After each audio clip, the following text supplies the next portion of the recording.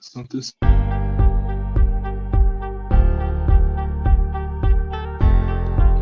Yeah. And it's me. And I'm back from the OC, from the 1-2 and the 3-3.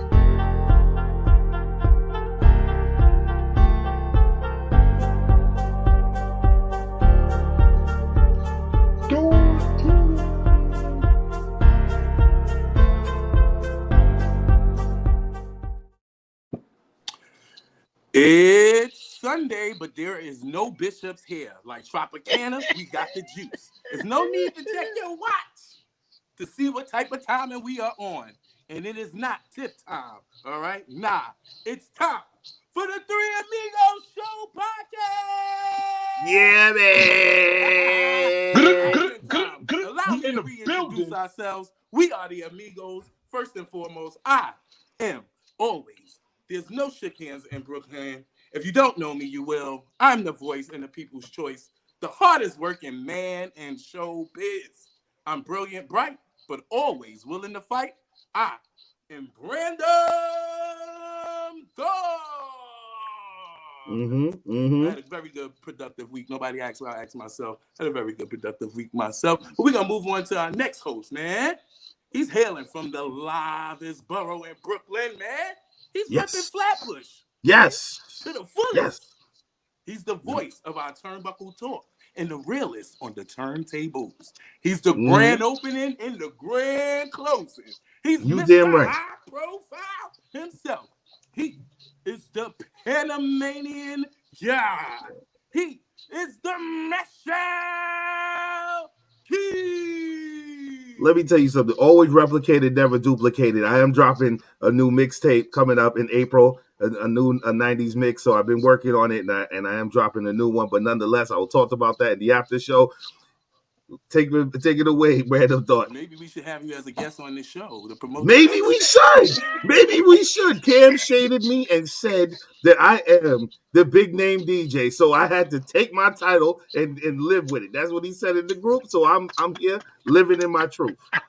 Wow, that's amazing. I can't wait. You got a name for the mixtape yet, or you still working on it? Still, it's going to be the flavor mix. Oh, the flavor mix. Yeah. So I brought out old school. It's gonna be old school drops from back in the day that I haven't used in a long time and stuff like that. I pulled a lot of things out. A lot of trees are gonna be on there. By the way, everybody got a shout on there as well. So if you got the vision and I'm trying to do a drop with me. I'm about to stop by the studio. I need my voice up on there so I can get a little songwriter credit or something. But nonetheless, I'm sure to hear some lyrics on that. We're going to get to the lyrical one right now. He's billed at 7 feet. He is once again lyrical. He is a miracle. He is spiritual, criminal, bare minimum, aluminum bars. He's also sometimes minimal. He's the voice that makes all the ladies moist. He's the host formerly known as Big Daddy Cool, Sour Diezel. He is Mr. Diezel Washington. Yes, y'all. 1-2, y'all. It is the classics of the ratchets. You already know. The only nigga not in green right now, but shouts out to him. Oh no, I got my green, ladies and gentlemen. Complimentary green. That's what's up. I just had to change mine because Cam wanted to come through and wanted to be down. He wanted to be Brandy. He wanted to be down, and I wasn't feeling that shit. He got on the wrong color green, y'all. That's fine. Look at his Nah. We the Ninja Turtles. The Ninja Turtles are different shades of green. That's all good, brother. They was on the same green. They just wore different. They were the same green. Yeah, it was just. Now you gotta look at the cartoons. You gotta look at the action figures. They're all with different shades, brother. We all came through with the green. When you do your research and then you realize that I was accurate, then you were not. Apologize later. Could you just do me a big favor? Could you unbutton the top button? I just hate seeing people do that. I feel like it's fine. No, the top button's not supposed to be button. No. No, it is. That's why it's not. It's not. You dress like it's there. Winslow, It's okay. I'm not gonna unbutton it for you, brother. I don't do that. Cam, you got my vote here. I'm just trying to say to the top too. So nigga dress like Eddie Winslow. Thank you. Were he singing with Tracy Spencer? Whatever happened to the days we Where did our love go? Anyway, with that being said, although today you just may dispute his countdown, get your pen and paper because he's going to draw out his pen and perspectives. And if you're going to learn to love it, all right, I want y'all to holler because he is unapologetically a Grenadian scholar. We don't know what he got degrees in, but he's a scholar, all right? He's the whole package, and you got to take it. He is Masquerade Cam. The evil genius. Not to be confused with Cam Newton, who was in a tussle a few hours ago. But what? I ain't know about that. Who was in the tussle with? For his life. Yeah. Nah. It seemed like it was members of his crew. It'd be your own man sometimes, you know. Well, his niggas try to jump him? Yep. Yeah. He handled them. The hat never came off, really. At his camp that he the camp that he has, you know, I guess former members chose that they didn't like the pricing or something because they tried to take that man down. But he held his own, I will say. He did. He absolutely did. He came off like that. He did. So. Not Cam Future Newton. Future pretty Newton. much. Cam Future Newton. But speaking of which, I want to take this time out to talk about community. I'm talking about our community, right? Here's a chance to be a part of something, to be a part of our community here at the Three Amigos. I want y'all to, or if you don't already, subscribe, like, share, comment, and join in on our conversation tonight. Being that we are live, shouts out to all of y'all tuning in right here, right now. You could have been anywhere in the world, but you're here with us, and we appreciate you. Right now, I want to send out an endearing R.A.P. to Flint, Michigan, Councilman Mr. Eric Mays. Yes, who passed away. Yes, here at the Three Amigos are sending out our condolences to his family, loved ones, and everyone he was impacted by. That was definitely something I was not expecting. I mean, one of the man's most famous quotes was, "When they go low, I go lower." Wait, I'm sorry. Keeping that black energy. All around. Also, what you say? Who's that? Eric Mays? Who's that? He went viral last year and really 2022 as well for all the times he argues at the Flint, Michigan City Council. I mean, you know, he give it to what's the lady name? Miss Hickenroder, but he always Miss Hickenroder. He hate that woman. There's also the fat white woman. I can't remember her name. Oh God, those two women are definitely right now happy that the man's gone because he ran them. They might have arranged it. I was just about to say that if they had nothing to do with it. It was the first one to release the statement. Yeah, we're so sorry to hear about the passing. Also, let's move on. Not the bastard. I also want to send out prayers to the media tycoon, Wendy Williams. We might be talking about that maybe a little bit later on in the after show. So we want to encourage y'all to make sure you always tune in to Break It Down, the after show hosted by our very own Mashout King. But on a lighter note, let's put on our headsets and posture ourselves and get into the gorilla position. So, riddle me this, fellas, amigos, in y'all honest opinion. I want to know, what was some of the dumbest gimmicks ever done in professional wrestling history? Anybody can take us there. I'm not going to toss it to nobody. I got a list. I got a laundry list. But I'm going to just start off small real quick. Okay. Dukes the Dumpster Drozy. All right, let me take him off of mine.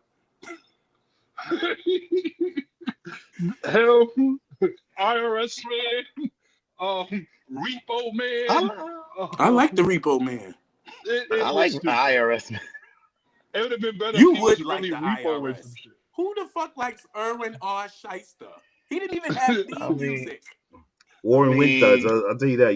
He ended up bringing us Bray Wyatt, you know, one of the greatest of all time. So that has nothing to do with his damn gimmick. I mean, at the time, he was great to hate. So in hindsight, Mike Rotunda I like his gimmick. has nothing to do with being IRS or whatever. Okay. Now, go on. Who's on your list of worst gimmicks? Cam. And you should be good at a list. Remember Zeus? Oh, Debo? Yeah. When he tried to. I also hated the Mexicools. That was a horrible faction. I'm sorry, the Mexicools. They came out on the little van, right? Yeah, and little Juventud Guerrero or Guerrero, whatever his name I was. love Juventud. I want Juventud to come on this show. Juventud, if you're watching, come on the show. That was Right. pretty And dope. I can't remember the gimmick Kane had at first. When he Dr. was Isaac the gave doctor. him DDS. Yeah, horrible. But the team, Oh my God. the team Got me had to me go like, to the what the dentist. hell? I don't know. He know wasn't a what was going DMD, I'll on. tell you that. I don't know what was going on in that era of wrestling where they had to have the blue collar worker gimmicks. Like what the Yeah, fuck? the over the top. But they was trying to just relate to what was going on at the time because the rest of the gimmicks were just cartoonish and over the top. Mm-hmm. Yeah. They thought, I guess, in order to be the heel, you had to be like that figure you see every day, the boss, Exactly. the IRS. If you didn't pay taxes, if you didn't eat an apple a day to keep the dentist away, you ran into Dr. Isaac Yankum, I guess.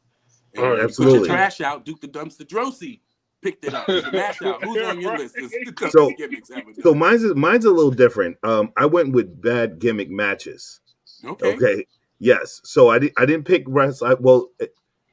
Canyon's gimmick, I would say that was the worst that I've seen, but R.I.P. to him, of course. Mm-hmm. Who's better than Canyon? Exactly. But no, I'm going to go gimmick matches. I'm going to say Judy Bagwell on a forklift match. Like that was one of the worst that I ever seen in my life. Like I don't think I even saw that, to be honest. Judy Bagwell on a forklift. Yes. Any Thanksgiving match for the ladies was terrible. The gravy match, the mashed potato match, potato pie match. Anything it was entertaining to a certain demographic. It was entertaining to a certain demographic. As a kid, I found it entertaining. Now, as an adult, I realized how degrading it was. It's very cringy, yes. I'm not going to say my third because I know Brandon is going to say that. Probably say that one. But the gimmick matches were just terrible, and there's some matches that I never want to see again, and those are definitely any of the bra and panty, any of the mashed potato gravy matches. Those are pretty much done for me. And Judy Bagwell on a forklift. Also, David Arquette becoming the world champion. I think that is the darkest day. I think that is the darkest He's day. On the same level of Ric Flair and Sting. Yeah, I think it's the darkest day in professional wrestling. Is David Arquette becoming the WCW World Heavyweight Champion? I think that is. Diezel Washington, you want to say something? Yeah, I wanted to add also a gimmick match. I hate any of those fucking holiday Miracle on 34th Street. Oh, the Miracle on 34th Street. Street fights. I hate all them shits. I hate them. I understand. Maybe we'll get rid of them now that Vince is not there. Maybe we won't have those. But you know what? Those matches wouldn't be bad if they were actually on scene. Right? If they were outside on scene, then you could stomach those matches a lot more. But because they're in when they first did it, but they're in the arena, like Toledo, Ohio, 30 Miracle on 34th Street fight. Like what? But if you want to do a Cleveland street fight, right? Hey, you on the streets of Cleveland, but I understand the security logistics of why that's hard to do. Random thought. But while we're on bad, horrible gimmick matches, I'm going to start with one of the most horriblest I did. It even was a dark side on the ring, dark side of the ring, and that is the brawl for fucking all. Horrible gimmick, bad idea, made no stars, and then they waited like 6 months to make the winner take on Butterbean at fucking WrestleMania and lose. So I'm going to go with the brawl for all. Some of the other in Raw Underground.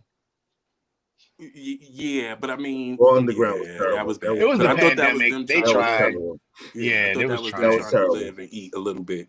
But you know what? Speaking about Butterbean, shouts to him that's in DDP yoga right now, and he's actually learning. He's actually recuperating, learning how to walk again. Oh, good. Things like that. He went through a bad stroke, and so he's definitely doing his thing. There's a few YouTube videos out right now of his recovery process through DDP yoga. Shouts to DDP, man. They resurrected his entire career by having DDP yoga. So he saved a lot of lives with that. Yeah, he resurrected a lot of careers. Also, former WWE star Virgil, which was also a bad gimmick.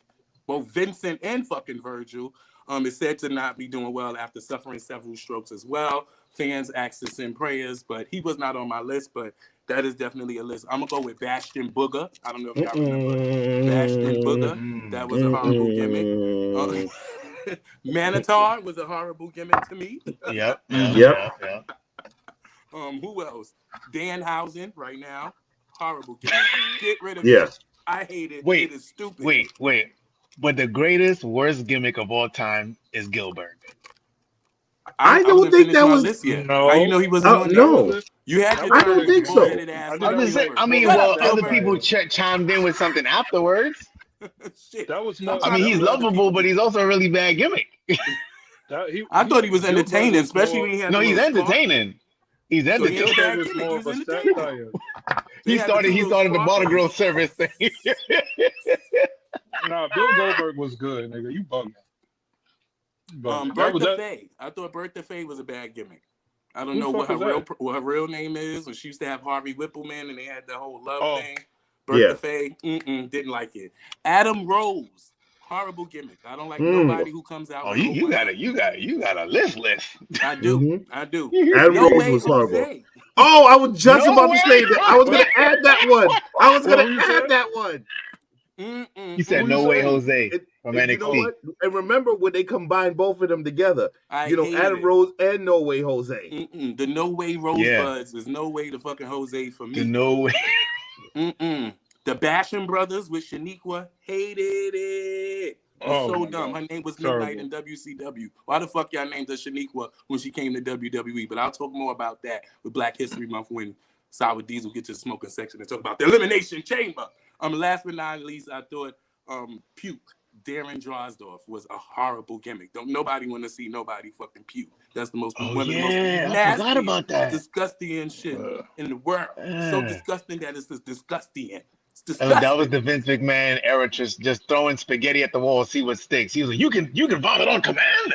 That's literally what happened. He's gonna puke. He's gonna puke. Oh my God, he's gonna puke. He's gonna puke. You know. I wonder if there was a night he failed at puking. There's actually a video of this. It is. They showed it on Dark Side of the Ring. Yeah, there's a video of this. Yeah, they talked about it on Dark Side of the Ring when they went to Draw's house before he passed away. He talked about how he got into WWE and then the injury with D'Lo Brown. I said that was last. I also hated. No. It was in what was that documentary they did in the 90s? Shit, what is the name? Beyond the Mat. Beyond the Mat. Beyond the Mat. It was in Beyond the Mat. Okay. Yeah, like they were sitting in Vince's office, and he's gonna bleed. He's gonna puke. Right. He said, "Let me see you puke," and he said, "He's gonna puke." My God. So yeah, I remember that. You know what else I just realized that I hated a gimmick? I love Ron Simmons, but I hated Farouk Assad when he was that gladiator shit. Yes. I hated that. I hated that. I was like, what the fuck? This is the first world champion, Ron Simmons, and they put this fucking helmet on this nigga? That was in the set Black People Back phase of wrestling. Yes. Of course. Yes. Leave it to WWE. Well, we want to know what y'all think out there listening. What was some of the worst gimmicks ever done in professional wrestling? Feel free to comment on the video or talk to us now. But with that said, we're going to move into the wrap-up, right? It's Black History Month, and we want to shine a light on them. Shine the lights on individuals who've been putting it down on the mat. Tonight, our guest has an admiration for the mat, but he puts it down on the microphone. He's a verified hip-hop and R&B MC. There's a term you don't hear nowadays, MC. He's a professional wrestling enthusiast, father, former hype man. His resume is as long as the day, and he's just getting started, ladies and gentlemen. Everybody in between. It's time to R.A.P. Wrap it up with the incomparable Mr. Warren Wint. Warren, what's good? Appreciate y'all, What's going on, brother? Thank Glad you to for have having you. Glad me. to have you. Good talk, gentlemen. Good talk. No problem. Y'all Welcome, can hear me Warren, clearly? to the Three Amigos Yeah, we can Show hear you. Podcast. Yeah, we can hear you. We can hear you loud and clear. I got a question for y'all before you ask me a question. Can we do something different? Sure, why not? Sure. I want to know who became the fourth amigo. Him. Yeah. At DV. Yeah, that would be the nigga I guess. right next to you. I was trying to figure it out. I was figuring it was between Cam or Diezel. Am I saying it right? No, Yeah, you said it Diezel is right. the original Three Amigo. Okay, he's an original three. All right, yeah, I figured it was one of them, but yeah, Yeah. I completely out of. AKA Yo, the four y'all forgot- Posman, AKA the four Posman. Y'all forgot to add that turkey too. That was a horrible. The Oh Survivor yeah, Series the turkey Yeah. was terrible. gobbler. The googly Oh gobbler. yeah, I was gonna googly ask you. gobble. Yeah. Oh Goon. yeah. And Goon was terrible too. Oh yeah, the goon was crazy. And some from WCW, the Destroyer, I think the one whose career ended the same night, he was terrible. Yeah. With the Star Wars helmet. Yeah, Oh, the terrible. one that burst Oh, through the yeah. wall. Right. Nasty Yeah. work. Oh yeah, nasty work. But yeah, my bad, y'all. No, we was. No, Gonna, you I was gonna good. ask you. That was one of the first questions. Oh, was what was some that of was- the gimmicks? Oh, so hold on. Okay, all right. So, I definitely agree with everything I was saying. At least for the most part, I do rock with the super cools. You have to really, because you know what it was. Mexicools. Yeah, because the thing about it is, I felt like with them, the gimmick wasn't crazy, but there was a part of a good time in SmackDown. Like that's what I just felt like that SmackDown show during that timing was just, you know what I mean? Like it was flowing. But anyway, damn, I'm trying to think who else. Y'all was saying some good names, man. Stardust, terrible. Stardust Okay. wasn't bad. Yeah. Stardust. It was over the top. It was terrible, man. I don't know why it was like, yeah, man. Let's just. I mean, let's not be surprised. We know who was running them things when that was happening. But again, it was just like Stardust was terrible, man. That's just it. There's nothing to it. He was. He did, but he worked his ass off with that character, even though it was a really bad character. Like He was took giving it me to more of the Riddler. I thought he committed to it. I don't Listen. think it was bad. It just went too long. If it didn't go so long, it wouldn't have been as bad. That part. I felt like you see how Butch terrible, but you see how they corrected that, and it was right. Agreed. We got through Butch in there. I wouldn't have been mad at Stardust if they would have did that for Cody, because I feel like we all knew Cody was one of them guys. He just had to come into his self, of course, but that Stardust thing was terrible. But I mean, hey, without Stardust, we wouldn't have got the American Nightmare, right? So that's a fact. Correct. That's a fact. Correct. So I guess we gotta take Stardust off the list then. I mean, Stardust was a bad gimmick, but it got us here. I mean, that happened with a lot of wrestlers. That's probably gonna be one of our categories. Right. True. But people that's just tuning in, you're hearing the voice, you see in the face. I guess now we even got a fifth amigo. Technically, the fourth amigo is the audience, but I wanted to answer your question. We got Mr. Warren Wint on, and we wanted to know, just like in Brown Sugar, you said you was a hip hop MC and an R&B MC. When did you first fall in love with hip hop, bro? It's so funny, right? As a kid, growing up in a Jamaican household that's also Christian. You know what I mean? It's like a double whammy. So it's like, so y'all listen to Celine Dion. All right. Right. So I'm not really supposed to be listening to all of this that I'm listening to, but my older brother, God bless his soul, we 12 years apart, and he would always carry me and my younger brother around like we was his kids. Like, so, as a youth, I always loved it. It was just natural. Like, I couldn't tell you an exact moment or time. It just felt like it's a part of, it's always been here. I could tell you things like the first rhyme I ever wrote was Method Man, Bring the Pain. Like, I wrote the lyrics down.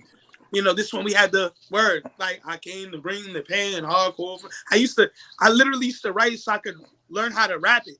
To get the cadence. Okay. Literally, yeah, and master it. Like, so this is the time where you have to play the cassette, rewind it back, press play, you know what I mean? And all of that. Write the words down, pause it, record it on the radio, write the words down. I was like always curious as a kid when it came to music and those and those wonders of it. And I was just like, why my people don't want me to listen to this? What age? Do you remember what age it was? You were? Yeah, I had to be at least like, just like, why am I 5? Like at least 5 years old. Damn, 5 like years 5. Old. Yeah, listening to, because you got to figure, I'm a kid in the 90s. Right. You know what I mean?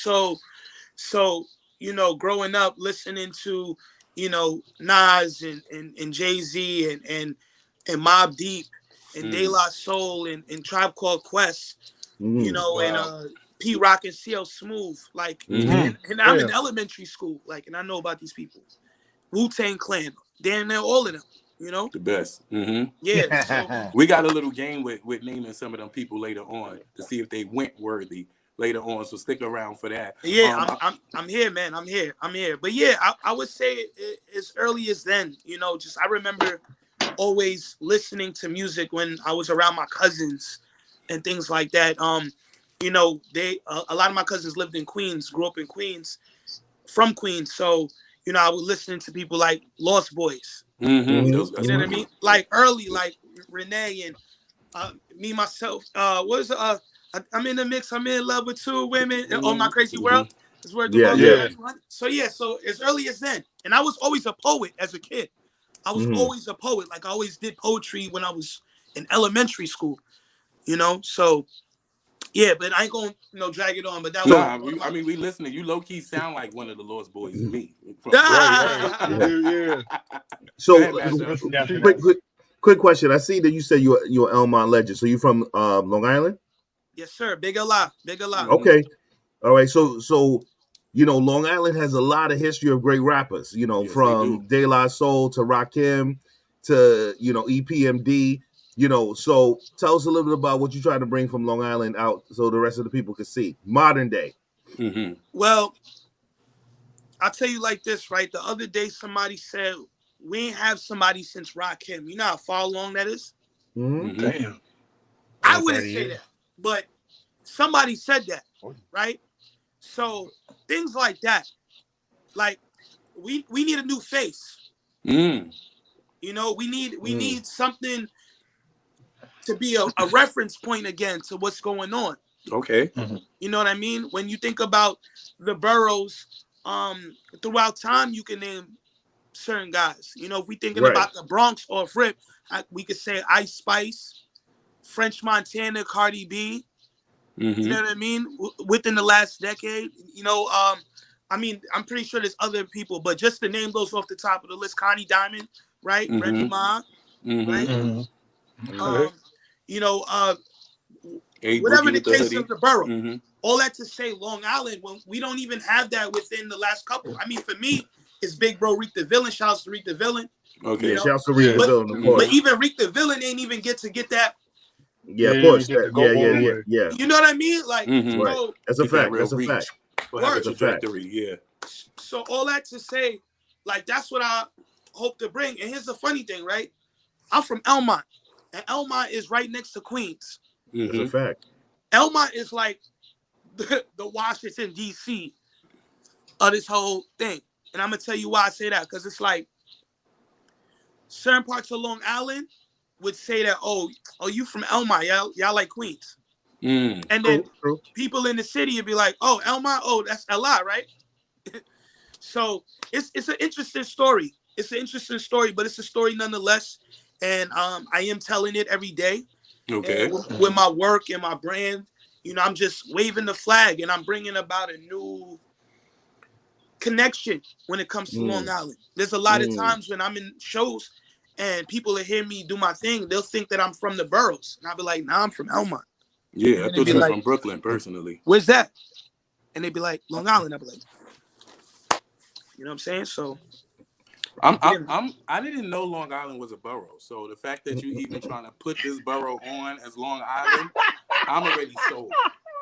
Well, listen, I always tell people it's the forgotten borough. You got to think about it like this, right? You got to think about it like this, right? As many great MCs as, you know what I mean, the boroughs got. We can name folk that have inspired a multitude of these guys. That's true. You know what I mean? So I mean, look, the God. I mean, that's just one. And that one has inspired at least a one that's inspired hundreds. Right. So, you know, all that to say, man, this is a lot of true beauty here. Okay. And I hope that with what I do can bring about some type of awareness to the talent, to the vibes, to the energy that could come from over here. Okay. All right. Okay. So that's what's up. All right. So talk to me. You talked about like trying to be a voice for Elmont and for LI. Take me back, right? The year is 2018. The month is September. The day is the 17th. Talk to us about what led up to you dropping Quiet As Kept. So Quiet As Kept, right? We talking. This is a time in my life where I'm just becoming to find myself, right? I was in a relationship with my son's mother on and off for like a cool 9 years. So that year was like the first real year where we literally not, together. Okay. She's doing her thing, I'm doing mine. So I'm going through the whole motions of trying to put this thing together. And I had a manager at the time where we were doing something of a heavy weight every week.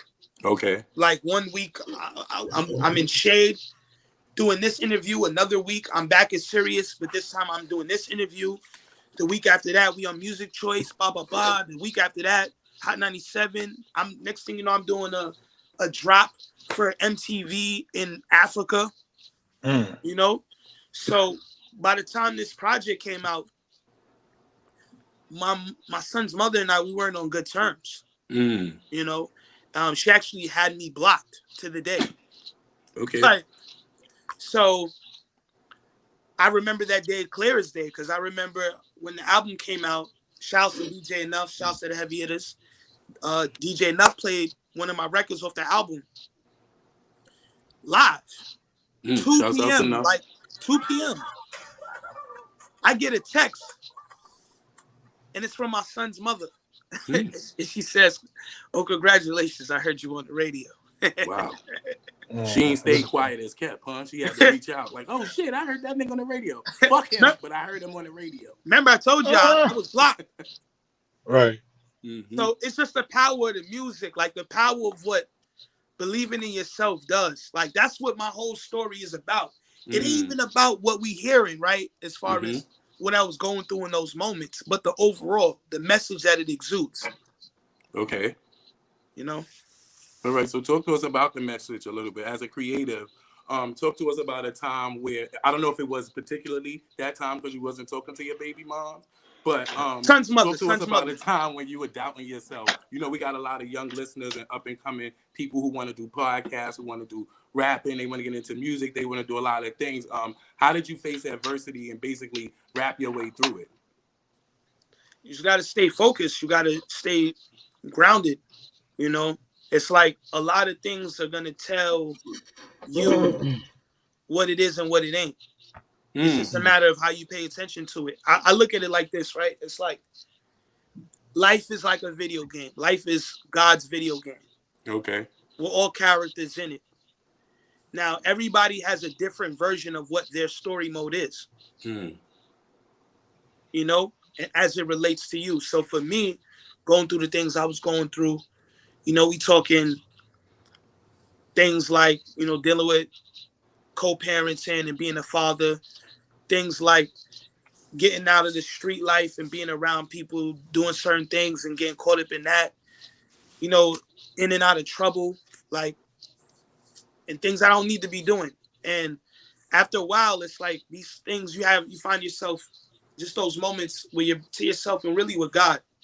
And you ask yourself, like, yo, like, what are you going to do? Like, what comes out of this? Like, is this really lit? Like, it clearly wasn't lit. Right. Was doing that to try and link that girl worth you eventually getting arrested because you had a suspended license? Was that party worth it when you could have really got that rest instead of going out and spending money that you didn't need to spend on people or promoters that don't really care about you being in the spot anyway? Like, there was a lot of things. So after a while, I've always been like that as a youth, where I've always believed in the bigger picture. I've always believed in the higher point. We come from as high as the heavens. How could I not think as such? Okay. So I've always found ways to stay focused, stay grounded, whether that's meditation, whether that's, whatever it is, music a lot of the time for me. But yeah, staying focused and staying grounded and staying away from the distractions and negativity.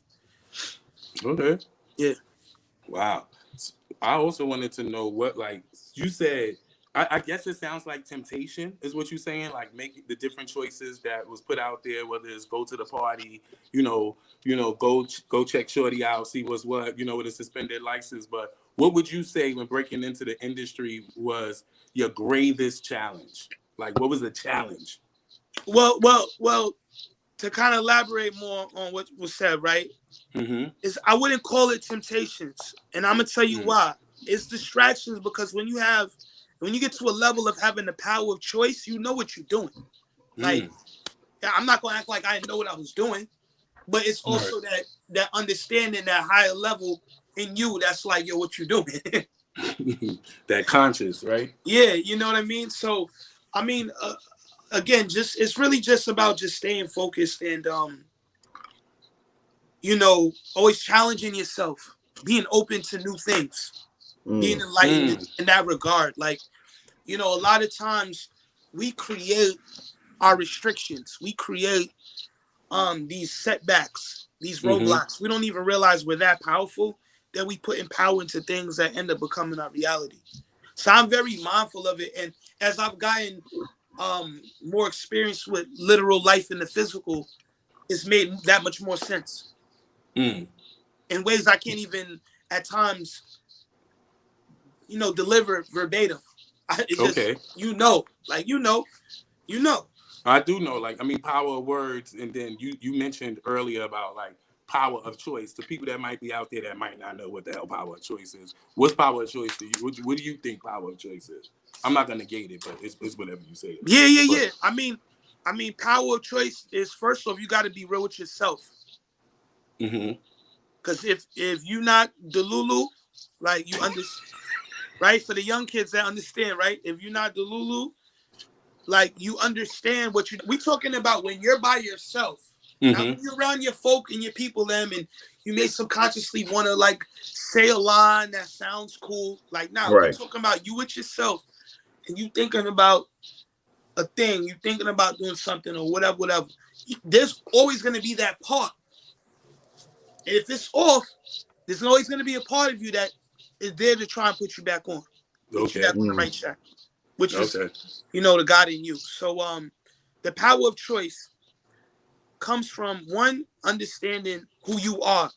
And you may not fully have to understand who you are, but just know, like, yo, I like to do this. I like to do that. Dang. Sometimes I don't be organized. Sometimes, like, being real with yourself, that it comes with taking accountability first. That's a fact. And two, it's knowing what you're doing. That's power of choice. Taking accountability and knowing what you're doing. And not judging yourself for it. Just being real with yourself and building on that point and navigating from there. Okay. And then when you take that, you make decisions and choices, right? Yeah, that's the power of choice. When you have, when we taking accountability, we talking about anything in life. Yo, I want to go get this job.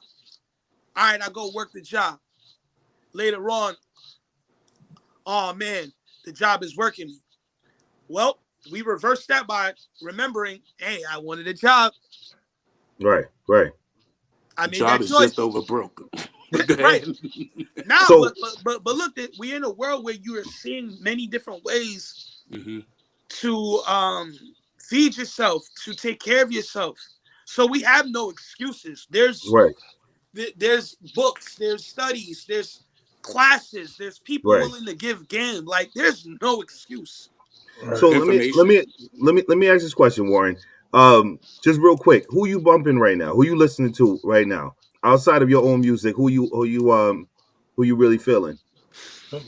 That's always a funny question, because it's always with the time, right? So I listen to a lot of different types of music. I might have a day where I'm in my throwback bag and, I want to listen to some R&B. I might listen to some SWV. I might listen to some 702. I might listen to some Soul for Real, some Tevin Campbell, some New Edition, some Janet, some Sade, right? And then I might want to go new school with it. I might listen to some 7th Streeter. I might listen to some SZA. I might listen to some Summer Walker, some Jhené Aiko. You know what I mean? Alina Baraz, if I'm saying the name correctly. Majid Jordan. You know what I mean? But then I might want to go, I might be in my pop bag and I might be like, all right, let me listen to some Blink 182. Yep. Let me listen to some Backstreet Boys. Let me listen to some BB Mac. Let me listen to some Dane Benningfield. You know, then I might have my hip hop day where I'm doing my drill, and I might be like, all right, let me listen to some Benny the Butcher. Okay. You know what I mean? Let me listen to some Conway the Machine. I might tap into my brothers. Let me listen to some Brody Fresh, Tritty, Jay Sos, Max Bond. You know what I mean? I could go on and on and on. You know, I could go on my old school bag, as they call it, right, and go listen to some Cool G Rap, some Esco. You know what I mean? Rest in peace, P, Mob D. You know what I mean? You know, Pete Rock, CL Smooth, Jay Dilla, God bless his soul. Right. You know, so I'm very versatile, man. I'm very versatile. My playlist is very interesting, you know? Okay. Yeah. Cam, you wanted to say something? Nah, I'm just agreeing. I'm loving that. I thought when you was pointing, you wanted to say something. No, I saw Cam's face lit up when he talked about the pop music. He was like, definitely. He was like, yeah. Like, that was like John Mayer, right? There you go. Yeah, the Backstreet Boys in my pickup truck. That's what it reminded me of. That's my bag. So ain't no judgment here. I like the Backstreet Boys, even though I thought NSYNC was better. All right, so while we going on getting to know you a little bit better, I want to know, based on, were you into comic books or anything growing up, or superheroes? Yeah, superheroes more so. Comic books, it was like, I wanted to be into comic books, but it was also like, you know, I just wasn't really around much of it. I only knew this one comic book store that was around the way, and then it was such a gem too. It was fire. Like, he used to have like collectible cards. Like, people would be able to go and buy stuff like the holographic Charizard, like you know, stuff like that. Pokemon cards. He had the arcades, comic books. So yeah, but superheroes more so, like just understanding them and watching cartoons and things like that, and do my research. Yeah, you know. So hearing you have a diverse, vast, like, variety of music, what superhero comic book character best fits your personality? Man, I ain't gonna lie. That's a good question. I've always been waiting to get asked a question like this. I'm kind of like man, I would need to like crossbreed, like Let's have at it. So I'm I'm like a cross between Captain America and Wolverine. Wow. Oh, wow. Okay. That's definitely a cross. Definitely a cross. Yeah, right. Because it's like the way, and we mapping this just like on the character, right? So like personality. You know, right. I feel like Captain America was always a stand-up guy. Okay. You know, he was always about what's right for the cause. You know what I mean? Even if you see it in Civil War, right? Iron Man wanted to go corporate. He wanted to go with the gov. Captain's like, nah, that. Like, it's us here. We ain't signing the Sokovia Act. Yeah, right. Exactly. So, right. I'm not doing that. So I can relate to that. I can relate to the natural born leadership. Like, I would never be like, yeah, man, I'm here to lead. At least not in my earlier days, right, in life. But I've gotten to understand who I am and just how people grab to my character. So that, and then Wolverine, he don't I don't know if I'm allowed to curse here, but he just don't give a fuck. Yeah, we curse, nigga. Oh, okay, all right, so he don't give a fuck. You feel me? Wolverine don't give a fuck. Like, he on bullshit. You know what I'm saying? Like, and I do, there is a part of me that, not that I don't care, but you can't put me in a box. You can't seal me up. You know, I could work with you, but the moment it start feeling like I'm working for you, you know what I'm saying? Stone cold. Right. So, yeah, you know, and Wolverine, he just keep coming. So I'm gonna keep going. You know what I mean? Even beyond the physical, I'm gonna keep going. So, right. You mentioned a lot of different MCs earlier, different rappers and stuff. Who's your top three, dead or alive? This is important. This is important for the culture. I mean, the man y'all make it Captain America and Wolverine. That's like fucking Benny the Butcher and fucking the Backstreet Boys together. Like, what? Yo, you hilarious. Top three is tough, man. I'm gonna answer the question. This is tough because you're saying dead or alive. It's like, damn. All right. And I gotta give you an order or no order, right? Please. No particular No order. order. No particular Thank you. order, just the top 3. All right. Jay-Z. Okay.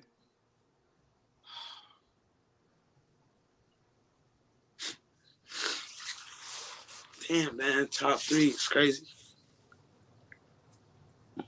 Nas. Of course. All right. Damn, his third answer is gonna be like, whoo. But Eminem. Wow. Okay. Yeah. Okay. All right. There you go that diversity. I knew Interesting it three was coming. choices. Yeah, Interesting three I choices. knew the diversity was coming. I knew the diversity. I knew it. That's the Elma. But you That's know that why? Long Island Hold shit. on. You got the affirmative action list. But listen. Here's why. Let me hear why he went with Eminem. Here's why, right?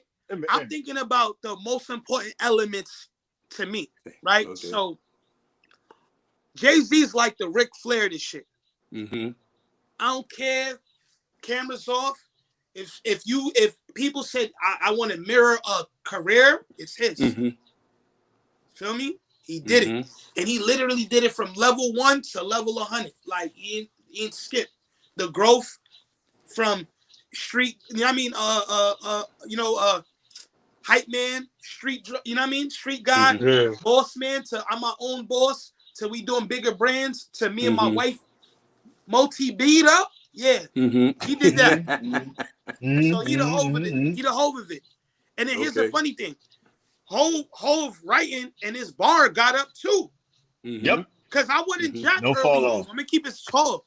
I wouldn't What- jack early Hove lyrically. What years of Hove you saying you wouldn't jack? No, I'm talking about like I could in those times. Not I could name not some- original flavor days. You talking about Reasonable Doubt? This is what I'm trying to say, Can't knock brothers. the hustle. Let me make this right because this is on the record, right? Mm-hmm. So early Hove, meaning like up to like Blueprint, I felt like he was dope. But I could name 5 guys during them times easily over him during that run from Reasonable Doubt past the volumes. Okay.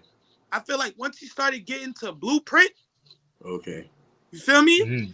Started talking a little Different. it was a little. mathematics. It was Subject matter change. Mm-hmm. You get what I mean? It was a little put together.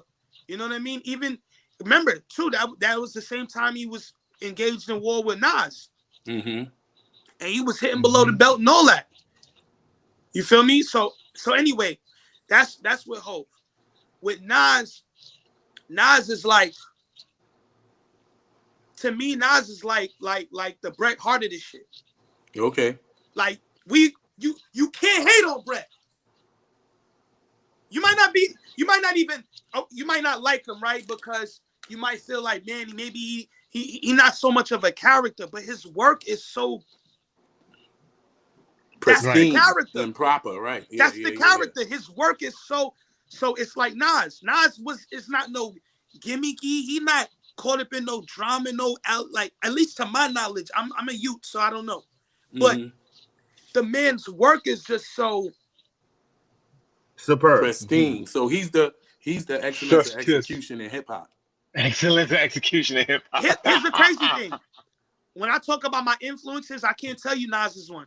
Maybe of course I've loved raps and stuff like that. So maybe subconsciously, right? But like I couldn't tell you I wanted to do this like Nas. Nah, I couldn't tell you that.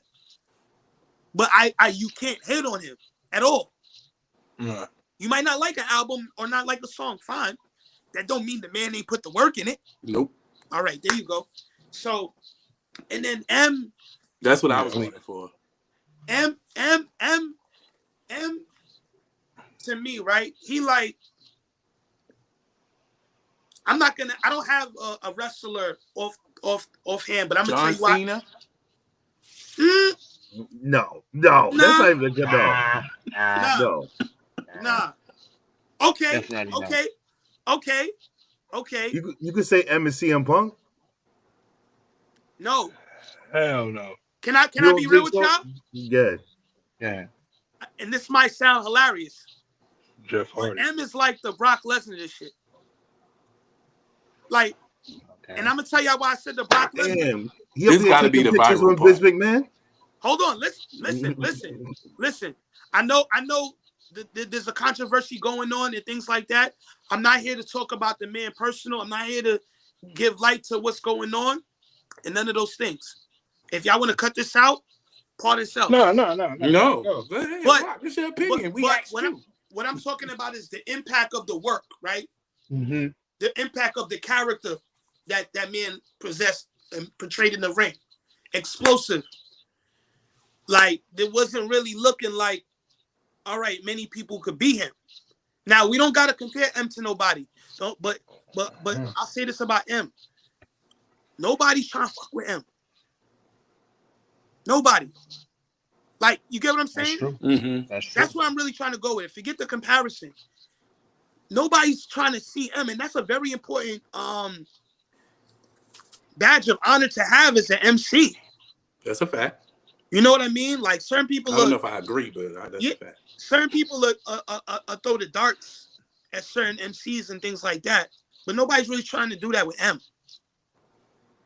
And I know Benzino did it, but it's to the point where Come on, please.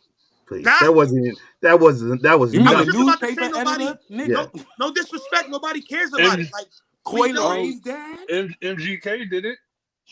yeah, Yeah, but come on, here's please. the thing. But see, MGK, they got flamed. It's like trying to tug on Superman's cape. Yo, the thing is, at the end of the day, there's gonna be more people that feel like these guys failed, whether we like certain lines or not. And I'm gonna tell you this straight up. I think MGK. I don't think his shots were bad. Right? I don't think his shots were bad. But like, I feel like if Eminem said, "All right, I got time for you guys," you see what they did to Ja Rule? Mm-hmm. I'm saying if this was like the old Eminem, if this was the old Eminem, niggas would not be The playing with him mixtapes like was that. crazy. Yo, M boy. didn't even need Oh my to. God. Yo, M didn't even need to be on that Hail Mary. He didn't. But he did. M He didn't didn't even put need to Busta be Rhymes on on the it. Hail Mary. He came off the bench. He was. So that's why my list is like that. You know what I mean? Okay. No, that was good comparison. It's hard. It's really hard to battle I didn't M. mean to. I didn't even mean to bring up the name neither. You know what I'm saying no. No, understand. But it's hard to battle M because he deflates it. Because he already attacks himself before you could attack Say him. something. Yeah. Nobody want Eminem to have time for him. No, you don't have the time. This is You feel me? impossible. It's Mhm. impossible. I'm an MC. I'm telling you straight up. I'm with whoever. Right. I know if it was like an M situation, I gotta make sure I'm free. I gotta make sure I'm able to go back in that lab because he's not playing. You named like Jay-Z, you named Nas, you named Eminem. They all was a part of, they like hip hop royalty, but they also was a part of all legendary like hip hop tours. Out of all the legendary hip hop tours, which one you wish you was on? Which one I wish I was on? Mm-hmm. That's an interesting question. The legendary tours that they were on, right? Any tour out of all of the hip hop legendary tours, there were. Wasn't they joint called the Then was it Up in Smoke tour? No, that was Eminem. Dr. Dre and them. Yeah. Eminem, yeah. I mean, that You would have talking been about one the of them. Jay-Z and you talking about the No, Jay-Z and he's not talking about that Eminem one. Nah, the tour? Up in Smoke tour is the Dr. Dre and them. Dre, Yeah. yeah. Up in Smoke I one, think yeah. Fifth. Yeah. I think the unit was on that tour too. Yeah. Yeah, they was. G-Unit, They were. right, They right, were on right, that right. tour. Yeah. Like if we just talking about like a tour for what the energy was and Okay. success. Yeah. That I feel like that would be something that I could be around, and it's you know what I'm saying? Like it's a certain kind of energy that I could probably see myself relating to the most. Yeah. But that's just one That off the top of the head. All right. That Hard So Knock is Life it tour was crazy. Hard Knock Life was tough? That was a tough tour. That's too. the one I would have Yeah. went on. I still would All have right. I ain't gonna lie. You know which one I would have went for? rap. I would have probably went for the I don't know, any tour that Chris Brown doing, man. Chris Brown bring him out. Any tour Chris Brown. Chris Breezy. Breezy bring him out, man. Breezy. Listen, those calm nights after a show is what you want, man. You want to stay out of trouble. Yeah. That's true. That's So, a fact. yeah, All right. man. So now can we talk wrestling now? Let's do it. All right. So I wanted to go to, who your favorite wrestlers? Everybody asks that Mount Rushmore questions. That's a top generic question in podcasting. So who are your favorite wrestlers of all time? Like, if you had to say who they were and why.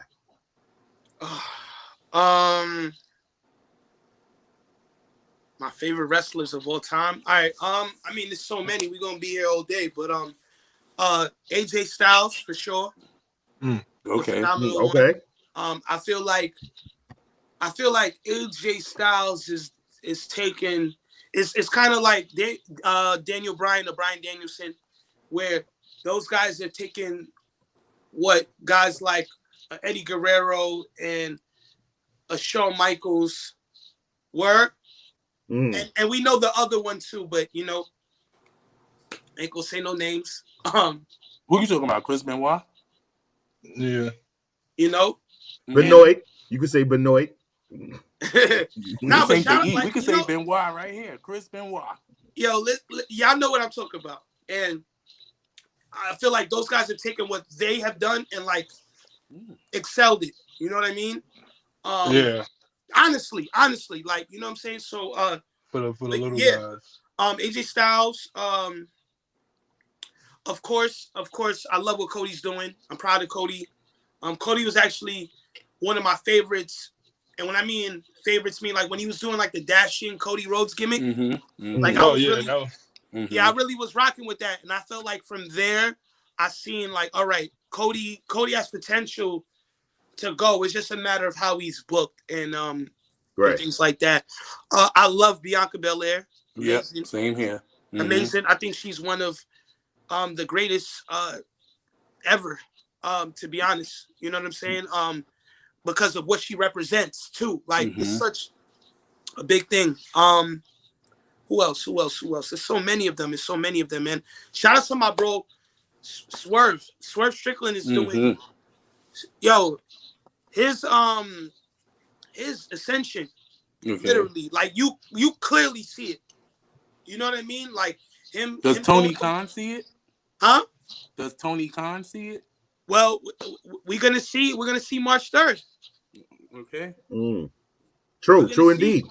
True indeed. I'll tell you this. Revolution. I'll tell you this. If Swerve is not champion sometime this year,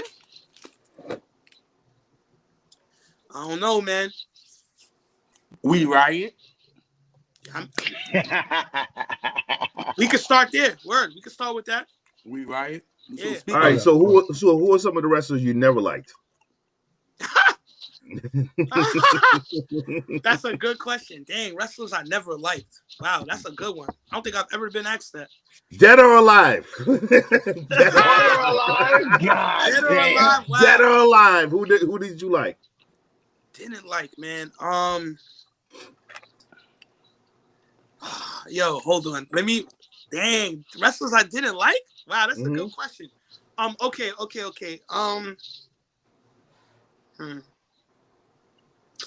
Y'all gonna laugh at this one. I wasn't a Rico fan.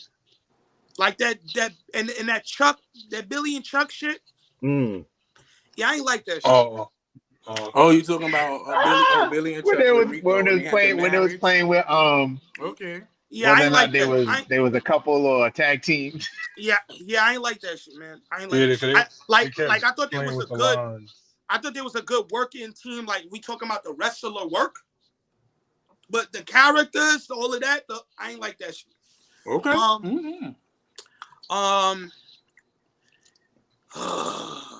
Dang, wrestlers I don't like. Wow, that is a really great question. I ain't gonna lie, I like Son of NXT right now. Von Wagner is just Von Wagner. Like I don't know. You not feeling him? Yeah, nah. Yeah, I wasn't feeling him either. Bro. Yeah, I ain't feeling it, man. It's hard, man. It's something awkward about him. Right. Like I feel sympathy for his whole head thing, but again, that's the real reason I don't want to see his face on TV. Yeah, man. I think that's what the viewers say about you too, Cam. But yeah, what you were saying? Actually, no. Actually, no, sir. Wait, So wait. now, Go ahead, Warren. That girl is crazy just now. it's the particular character of this person because he went by his real name, but when he went by Meat, I didn't like that. Like I didn't like the whole Sean Stasiak. Sean Stasiak, yeah, you know, God bless him. I mean, but nah. It was just like what the Kerwin White was terrible. Yes. Who the fuck was that? I don't remember that. That was Chavo Guerrero. That's Chavo Guerrero. Denounced his Hispanic heritage. That was terrible. And he dressed like he was a preppy golfer. Yeah, terrible. Terrible work. Terrible work. I think I like Mexico better than that shit. I don't even know what that Yeah, was. the Mexicals was lit. Super crazy psychosis was lit. Like that's all I'm saying. That's all I'm saying. Word, like I'm saying though. Okay. I'm not gonna say I didn't like this wrestler. I just never got with him. Vampiro, like I just. Well, it was hard. It was hard to get with Vampiro. That's it was Dan hard. Housen's father. I can't fuck with you. I fuck with Vampiro. Word. Vampiro. I just never got hip. It was never those. Okay, so I knew you had mentioned the Basham brothers, but there was a worse set of brothers in WCW, man. Y'all know who I'm talking about, man. I think they was in like the B team of the NWO. It was crazy. Dang, I forgot their names, man. Were they in WWE? They red and black or silver and black? The B team is the Wolfpack, right? No. This was like when they had the B team of the NWO. When it was Wolfpack. It was not Wolfpack. Wolfpack was dope. They were still black and white. No, remember they had another NWO, right? It was like Scott Hogan. I think it was like Horace Hogan. It was like the B team. It was terrible. You know about with Scott Norton and yes, with all of them. Yeah. It was two brothers in there. It was like twin brothers. It was before the Bash. Oh, he's talking about the bald dudes. Yes, I forgot. But they went to WWE too. Yeah, but it was terrible. Like Basham said, they was in the DOA. Right? I think it was DOA. They became the Berserkers. But when it was in WCW, they was wearing suits. I'd rather the Basham brothers than them. Okay, you definitely entitled to your opinion. You say you definitely entitled to your opinion. Both of them niggas was whack to me. That team in that. No, I'm not saying it wasn't whack, but them guys were super whack. That's what I'm trying to say. Harris brothers. That's what I'm trying to say. I'm not knocking that Basham's was but them guys were super not it. I just thought about it. Horace Hogan was trash. That's what I'm saying. Like, yo, Horace Hogan was trash. Yo. I'm sorry, D. Go ahead, D. And I'll give y'all one more just off. There was a lot of trash wrestlers. Dang, man, there was a lot of them. All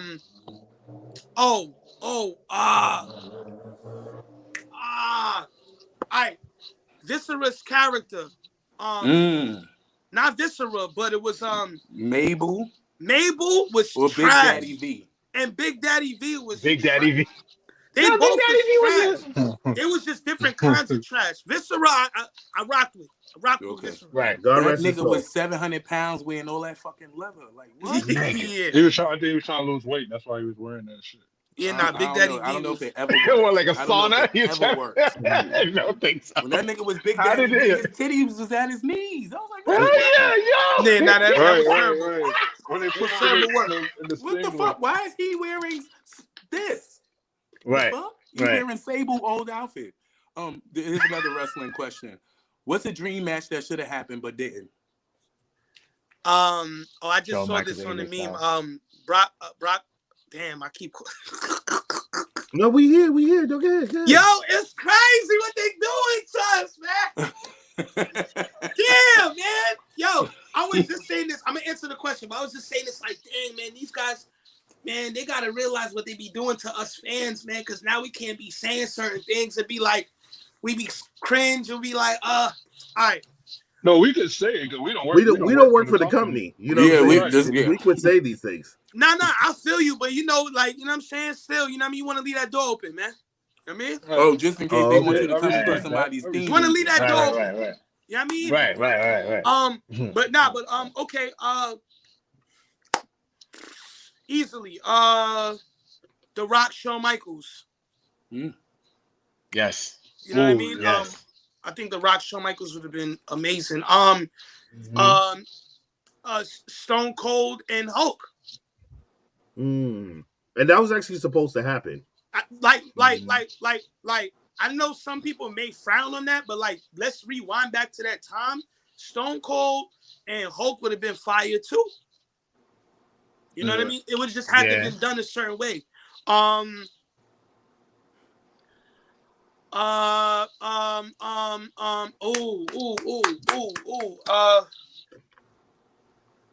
Michael Cole and Jim Ross. Stop it. Nah. Well, you throw your head up, Kim? Nah. Damn, you Kim, what the fuck are you doing? Stop it. Stop, Kim. Nah, y'all funny. You're funny. Okay. Vince McMahon and Eric Bischoff. Nah, we saw that. We saw that. I'm talking about the real fight that they were supposed to have. What about CM Punk and Chris Benoit? Come on, man. We all know what that would. You know what I mean? We all know. Yeah. We all know. Yeah. I was gonna say. Eddie Guerrero, right? I don't think. Did we see Eddie Guerrero and Shawn Michaels? Did that ever happen? I don't think so. No. Eddie Guerrero and Shawn Michaels would have been fire. That would have been fucking that would have went crazy. That would have been a whole movie. I'm gonna need a 2 out of 3 falls for that. Right. Yeah. Word. Oh my god. Wait, D, you had a question? Oh yeah. Okay. If I was gonna say, wait, one more real quick. Hold that question. Right. I got an ill one. AJ Lee and Sasha Banks. Ooh, yeah. You know what I mean? I like but, okay. Yeah. You know what? Maybe. You know what? You might be Booker of the Year, brother. Booker of the Year. Booker of the Year, brother. What would you might need you to be at AEW.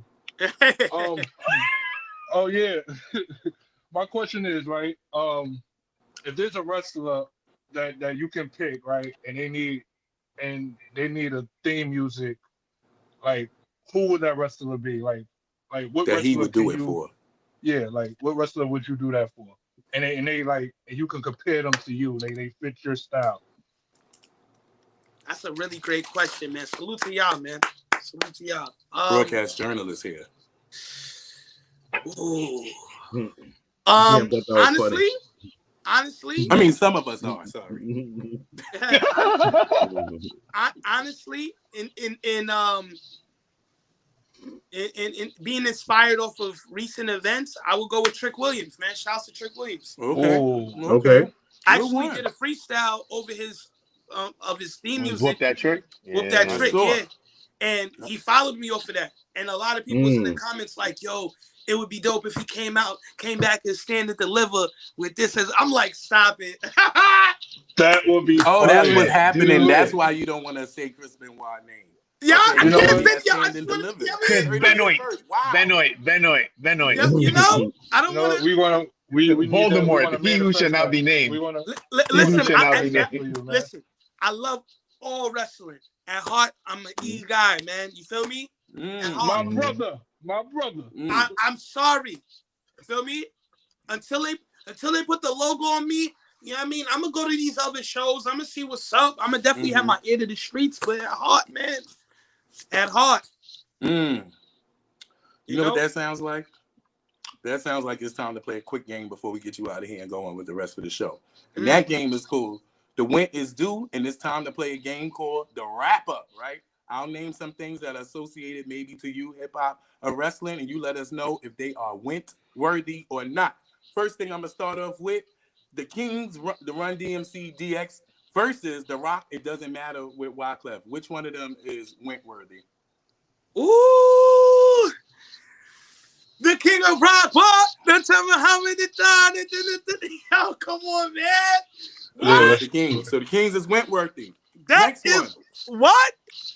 The next one. Yeah. MVPs, I'm Coming versus Mark Henry. Somebody's going to get their ass kicked. 3-6 Mafia. Somebody go get their what? That somebody's go get the split. What?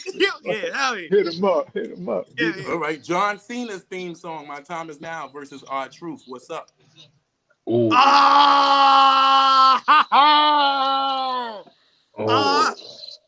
Hold on.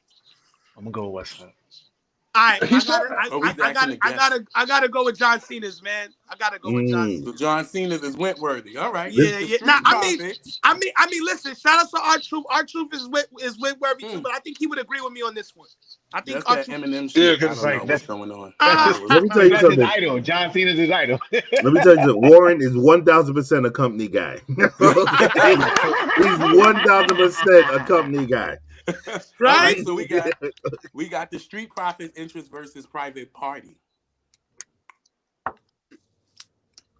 Oh man, I ain't gonna lie. I like the Street Profits, just a little more than private parties. Just I give the edge to them. The edge. Who won the freestyle between the Usos and the New Day? Which one of those was Wentworthy? Woo! I ain't gonna lie, man. Dang, the Usos kind of came with it. Came with it, low key. Even though New Day had some funny moments, damn, I can't remember the last line he said, but I'm gonna give it to the Usos, man. All right, so the Usos is Wentworthy. I listen. I acknowledge Tribal Chief. They gonna get that contract going for. I acknowledge Tribal Chief. Because the way he's pledging allegiance, it's going down. What about Rey Mysterio's Booyaka versus the Lucha Bros Cero Miedo? Oh. Booyaka, that was early SmackDown era, right? Yeah. Dang, y'all. Come off the stage. I gotta go with Booyaka, man. Because you know what? They sold it when he popped up like that. When he popped up like that, you feel me? And that was during Rey Mysterio underdog run for real, when he was like the little big dog for real, like with the title. Yeah, hell yeah. So yeet or no yeet? Yeet. Okay. Earlier you mentioned both of these, De La Soul or Tribe Called Quest. Which one is Wentworthy? And you gotta pick one. That's a tough one. That's a tough one. That's a tough because they're part of the same crew. Because it's like I'm supposed to go L.I. You feel me? I'm supposed to. You was looking for the new face. You was looking for the new face of L.I. So. Yeah, I mean, but Tribe, man. Rest. You know what I'm saying? I mean, Tribe, rest in peace, Five Dog. Of course, not, but rest in peace. You know what I'm saying, to the homie Dave too as well. So it's like That's true. This is true. But yeah. I'll say Tribe. I guess Tribe is easy for me to say because my music has been like compared to theirs throughout time. So yeah.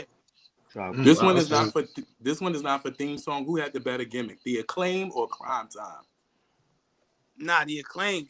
The Acclaim. I felt like Crime Time was just probably in the wrong era. Like they should have been now. Like think about what Crime Time could have did now. Like yeah, you know what I mean? Could be more authentic now as opposed to the gimmicky stuff. There you go. Exactly. Yeah, exactly. Yeah, like they could steal the undisputed tag team titles and melt it down and really make real better belts. That would have been better belts. Rest in peace to Shaggy Gaspard. All right, Swerve's entrance theme, Big Pressure or Enzo Amore's Soft as Sin. Come on, man. You know, Swerve. Swerve. That is like that got to be one of the hottest themes like right now. Got to be. Got to be. This is the last two, right? Trish Stratus's Time to Rock and Roll, which is by Little Kim, or Victoria's I Ain't the Lady to Mess With. It's done. That's it. Oh, okay. Yeah. All right. Once you said Trish Stratus, that's one of the illest themes. I wonder if Kim's still getting money off that. She probably is. You got Lil Kim.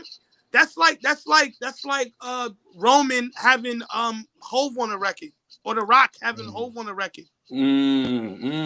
Greatest female one. Okay, all right. I see the comparison. I didn't know that Mano had did Mustafa Ali's first theme song. Yeah. That's crazy. I did not know. This is my last one. And this is for, hopefully, if you have a special lady in your life, she don't be jealous. It's okay. Nikita Lyon or Jade Cargill? Which one is Wentworthy? Yo, come on.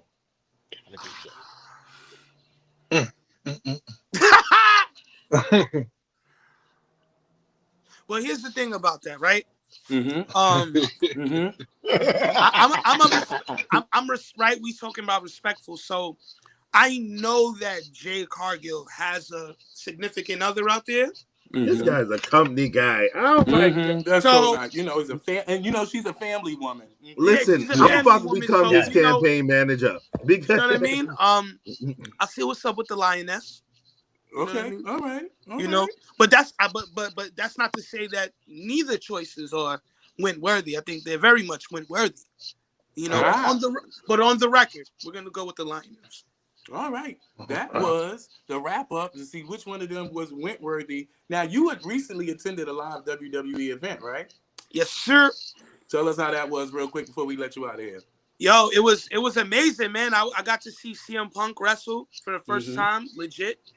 The energy in the building was amazing. It's like you always watch the shows and you hear the chants, but when you're in the building and they going crazy for CM Punk every match, he ain't even wrestled yet. And they're like, CM Punk, it's like insane, you know. And even just being tapped in, like where I was sitting at, I was in like a row of like journalists, like you know, and it was just like now, right? Exactly, you know. So like, looking. And it was just dope. You know, this person was on this channel. These people, they're part of magazines. It was amazing. So it was just a great energy. Honestly, it's one of those things that made me be like, yo, you know what? I need to go to more events. I need to tap in more into the community, go to these live watch parties and things like that, and just really tap in. Wrestling is something that brings a lot of people together, and it's a beautiful thing to really experience as much as you can. Right. Is there anything else that y'all want to say to the guests? No. I do got one question I wanted to ask. All right, so Warren, no, seriously. So for the fans out there, right? What are 5 songs of yours that people could listen to? 5, nigga? Come on, you know it's the end of the interview, right? Yo, can I just ask my ex question? Jesus Christ. I got you. We ain't gonna drag it. I got you. All right, that people could get like a feel for your swag and your artistry. Can you let me finish, bro? Like you was interrupting me. Chill out. Shut up and let me answer the question. God damn. What you his sidekick? So 5 songs of mine that people like people that to get a good feel for you. Yeah. Okay. Good feel of your artistry. Okay, so I would say Lion, right? Lion is an abbreviation, stands for Like It or Not. So if my second album, Father's Favorite. Growth, which is off the R.A.P album, which is off the last project I put out. Let's go with Valor, which is also another project song off the last project. Going to my first album, Wasting Time. A song called Maybe, which is also on my first album. I do like that one, yeah. And I would say just to throw let's do Blue Check, you know? Blue Check. Blue Check, yeah. All right. Yeah. As best as possible with those 5, but so many layers of the ball, you know? Yeah. All right. Well, thank you very much. It's been a pleasure, King. Tell people where they can find you and how they can see you do your thing on the mic and where they could check you out at. @ WarrenWint, Warren Wint on all platforms. The site is down now, but it will be back up running, I want to say, within the next couple of weeks, warrenwintweb.net. Okay. I also got an album coming out this year. Well, the first project I got coming out is called People Will Be People. You can look for that this spring. Shout out to Respect the Grind. Shout outs to the Army. Shout outs to y'all, the Three Amigos. Well, the 5 Amigos now. Appreciate you. Much love. Thank you. Thank you for the talk. Thank you for the conversation and energy. I appreciate it. Y'all keep doing y'all thing. Keep me posted however I can support. And yeah, man, let's just keep it going. Much love. Right. Most definitely. Thank you, Thank you bro. so much for joining us. We wish you the best of luck in all your future endeavors. Hope people got to know why exactly You stay are firing the part of guests. their I don't favorite- know why. For real, What bro. you stay firing the guests? What do you mean? Yeah, Vince McMahon and Always people, wish bro. you luck with your official endeavors. You stay You like John firing the guests. Laurinaitis. That's what you tell people just in case you don't see them again. It's called common courtesy, niggas. Damn. Hopefully, y'all all got to understand why Mr. Warren Wint is father's favorite. We appreciate you, King. By the way, I knew you was probably West Indian with that name, Warren. Warren, yeah. Warren. We appreciate you, King. You have a great night, great day. Much love, man. Appreciate Salute. y'all, man. God bless, man. Shalom. Yeah. All right. Bless. All right. With that being said, from bell to bell and from pillar to post, it's time to get into the Turnbuckle Talk. Mashout, Yes. King, what you got for us with the Turnbuckle Talk? All right. Now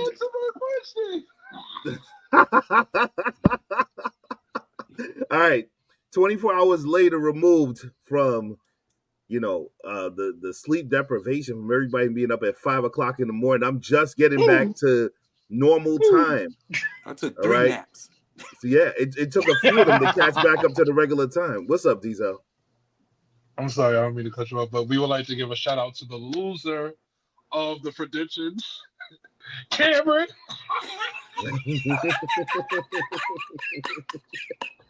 You lost, nigga. You lost. So, Well, technically, But nobody no, won. ain't no technically. you lost as well, brother. No, I did not. I won all of them. We won all of them. You Oh. lost. You chose Naya. You remember? That's not true because you It chose is true. you chose Naya. Tyler Bate and what's his name in the tag match. No, I did not. Oh, go check it then. Okay. Go check the show. Go check the show and go check the Let me post. see. Nonetheless, the I wasn't- Elimination Chamber from Perth, Australia. I wasn't going over the Elimination Chamber. I was talking about You go. That's Oh, you. your boy wrote it down. Let me tell you something. Yo, this This nigga, y'all niggas, this is broadcast, my brother right motherfucking there. journalist, That is niggas my got brother. his pen Come and on, his man. paper. The only thing that could have bring us closer is blood. That is my brother right there. You Mhm. understand? Mhm. Listen. Wow. All right. So anyway, no, I was saying that to catch back up on the sleep time, but we got a lot to go over in a short period of time. Yeah. All right. So nonetheless, first I want to talk about. There's a story out there right now that's saying that Stephanie McMahon. Mhm. Okay, now I know I covered this. I know I covered this before, and I know it's almost illegal to say the last name McMahon in these nowadays. But the fact is that that Stephanie McMahon is also going to be implicated in a lawsuit for covering up some of the transgressions her father did while she was working for the company, and also, just okaying a lot of the bullshit. So, fellas, now, of course, this is all speculation. We don't know if this is 1,000% true, so I don't want to sit there and spread a rumor. But the fact remains if it did happen, wasn't she just being loyal to her father? That's all. So let's Or being start a from company there. woman. Like, Yes. I'll say this. When she resigned, when he came back, I was like, she knows something. Something has happened on the back end that we don't know about. And she's like, I'm not dealing with this bullshit no more. And so like this makes perfect sense. You know what I mean? And I guess like I would say like maybe unofficially Triple H knew, but I would see how she could keep it. She would keep it from him. Wait. I would see how she would keep it from him to keep him safe. Let me tell you something. This is a big. That is a big accusation we just You made didn't right even there. do your research. Cut this nigga off. You see, before I even finish my comments, y'all be ready to cut me off, and I don't know why. Y'all just let me. Because you made a big accusation to say the men. I said I can see how she would shield him by not telling him, but it's hard when you live in the same household. And quick Al Capone, it will be famous of you to say some shit, meaning and by seeing that you're wearing the color of shit. You mean how apropos is what he means. Yeah, It's apropos. olive green, sir. Learn your colors. Well, Learn go your put colors. go put your ass Learn in your the martini, bitch.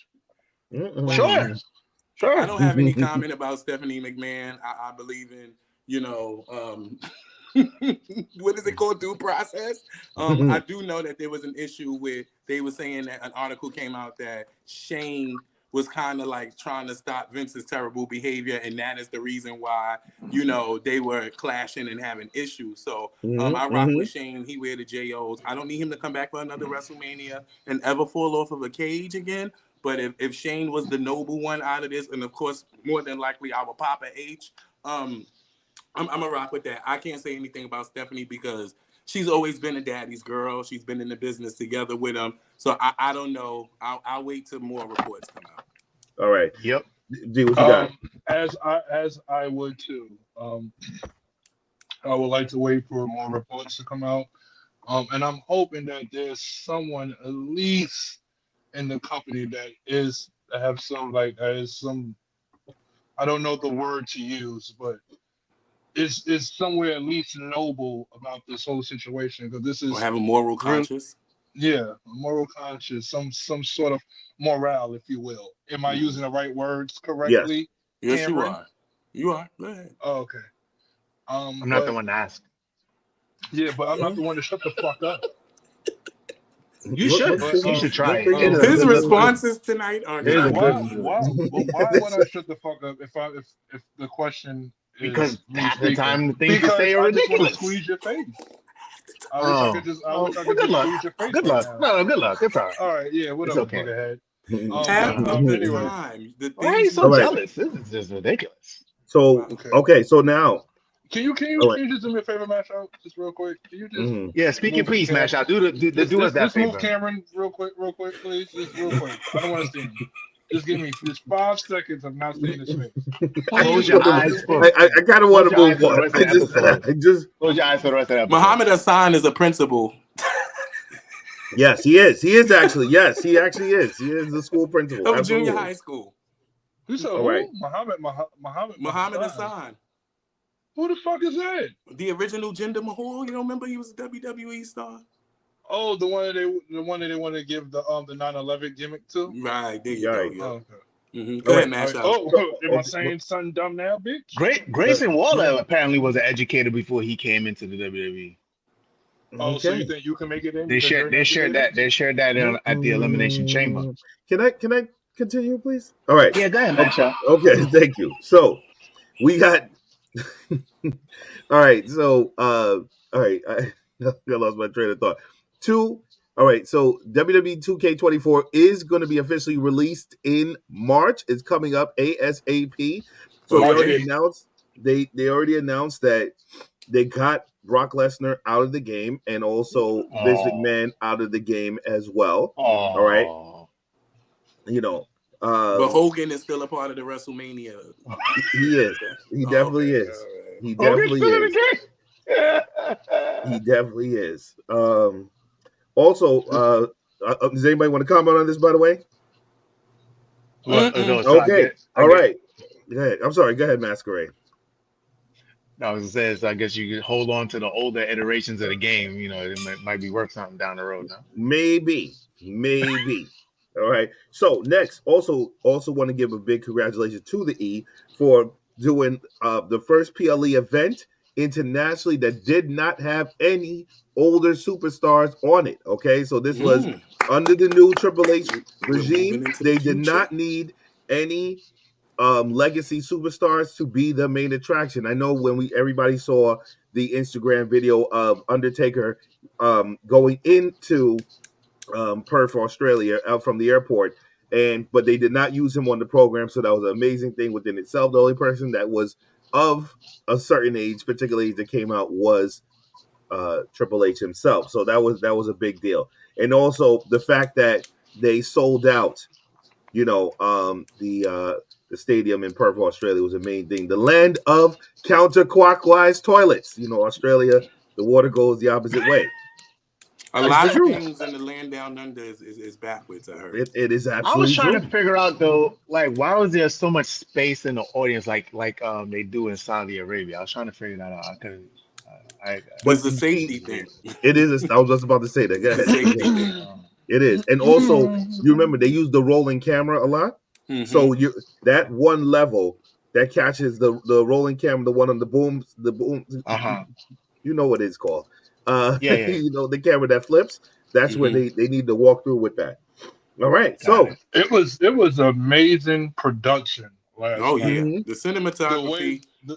the way that shit was filmed, it was like I'm like, what the fuck am I watching? It's like, what, I think what's it was going now on that here? I watched WWE programming from Monday. I think it was starting a little bit from Raw. I don't know if it's because Netflix was in the building and Mhm. TKO was in the building and Mm. everybody was in the building. They was showing what everybody put their money to. You know, I think Yeah. when Kevin Dunn left, although he's been directing WWE since I've been watching, this might have been one of the greatest, most innovative looks because it really does give you sports entertainment look at its Yeah, finest. Exactly. it was looking Exactly. like a 30 for 30s film. Like it was like, Mm-hmm. wow. Yeah. Okay. The Disney. You said they love it to the Disney. All right. So also now moving on to AEW news real quick because we want to cover everybody. We want to make sure we're being in the Oh, interest of fairness. I forgot that's a thing. I keep forgetting that's a Uh, promotion. Yeah, they're actually they on pay-per-views next week. He D. said, "I exactly, forget and that's they're a actually promotion." on a major network. You can't forget about them because unlike all the rest of the competitions we talk about, Underwater they're actually Brothers. on a major network. They're the only people that could say that they're on something. You know, Yeah, TNT and that's until TBS. TNA comes And people in. can get Till your access TNA to. come in. All right. So nonetheless, okay. So the Hangman Adam Page angle, right? Where well, excuse me, not ankle, where he says the injury. Rumor has reported that is a angle, that he is not actually hurt. All The right. kayfabe injury. Yeah, the kayfabe is going into the triple threat match at AEW Revolution, which is going to be Hangman Adam Page, Swerve Strickland, and Samoa Joe. Samoa Joe as the champion. You know, so I know with that one, it's going to be very interesting. I want to agree with Warren Wint. I want to see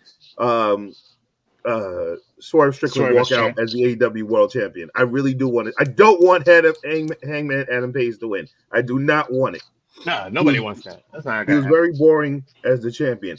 Also, so there's actually a documentary that it looks like AEW might be dropping, but I think that it'll be kind of pointless to do this one because the man no longer works for AEW. He's now in the WWE, but they have recorded everything to the lead up of CM Punk's return to professional wrestling.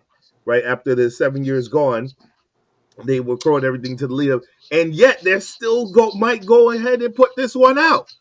If they want to get them a self-destruction of Ultimate Warrior lawsuit, they go right the fuck ahead. TKO, if you're out here watching and listening, just go purchase that footage from them real quick and just put it all together for WWE 24 CM Punk.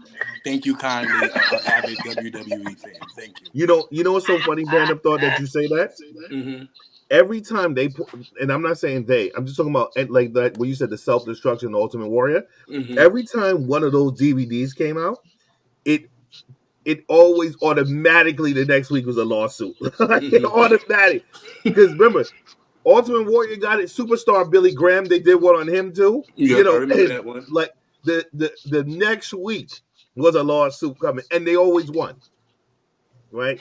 They always won that lawsuit. So the question is it really worth the time and the money if you just don't put it out? That's all it is. Like if you don't put it out. And one last thing I want to cover in regards to AEW pay-per-view. Sting asked Kevin Nash to come to AEW Revolution for his last match, and Kevin Nash had to respectfully decline because he says that where he's at in terms of business-wise with the WWE, okay, he could not actually make that type of appearance. He said he couldn't even be in the crowd if he wanted to because of where he's positioned in terms of his career right now with the WWE. Fellas, any thoughts on that? I thought he was busy doing Magic Mike, but okay. I see Papa H got all his boys good jobs. You know, the Click is running Click is clicking. WWE. The Click is clicking. I don't know if I would necessarily say that, but they're running WWE, and it's in a very, very, very, very good position. And I like that he was an upstanding man. Once again, he's the man who made sure that people had guaranteed contracts and wasn't getting paid per diem. So shouts out to him to continue being business savvy like I knew the Click was. I wonder how them BSR guys are doing. What business does Kevin Nash have with the WWE? What did Well, he do? probably it's just his relationship with his friend, and also he does. I think he does come in and do some type of producer of matches. You know, probably here and there. So yeah. Okay. And, I mean, but I guess technically he's saying he's under contract. Probably. All right, and that's all, folks. All right, that's it. Wow. With that being said, Mashout King, let people know where they can follow you. If you would like. Damn right. At Mashout King, soon to be MashoutKing.com coming out. And hey, you know, and fix your face, Cam. I saw your little sarcasm. That's all right. You know. Was he the one no, that said, I was genuine. I was genuine, bro. No, I appreciate it. You know I can't do things in his Shut it up. No, we don't want to hear from you. Shut up. Your voice is annoying.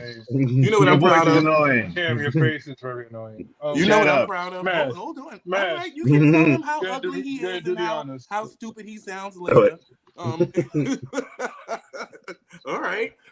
We are proud to say that Ashe Black History Month sold out last night with 300 plus in standing room only. Charlotte showed out for Ashe, so shouts out to Darius Lockhart and everyone who participated in that. That was good. But with that being said, we're gonna light it up, unhook the velvet rope, and let's open up the smoking section. Diezel Washington, what do you have for us? Yo, everybody's invited. Everybody's invited except for Cameron. You can't come in here, motherfucker, because you ain't cool enough to be up in this section. I don't smoke anyway, so it's all right. Well, you ain't got to smoke because the people that's over here, they ain't smoking. We just don't want you over here. Hey, bouncer, don't let that nigga in. Thank you. Yeah, he said don't let him in. He said don't let him in. Don't nobody even try to get in. Shut up. You know. No, put the rope back. Don't let him back in. You know what's funny? I don't know how you hating outside of the club when your ass can't even get in. Thank you. We both did. So last night, yesterday morning, right? There was the Elimination Chamber match that went down.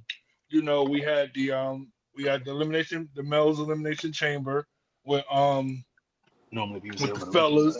The men. Cam, I'm gonna need you to shut the fuck up. Mic up. Mute up.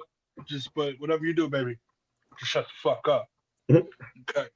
The men's Elimination Chamber. We had the men's. We had Drew McIntyre. We had Randy Orton, Kevin Owens, Logan Paul, Bobby Lashley, and somebody else I can't remember. I'm forgetting. Right Logan now. Paul, Kevin. Yeah, I said Logan Paul. You did. Yeah. Hold on. Let me get to my notes like a true player would do. And LA Knight. And you know, it was a good match. It was going good. Until the first pinfall was my boy Bobby. They took my boy Bobby out. Why did they do that to my boy Bobby? It didn't make any sense. First of all, made no sense. The first pin in the women was also Naomi. In Black History Month. And it's Black History Month. They did this. They're going to do this to my people. In the women's match, in the women's elimination match, they did the same thing with Naomi, right?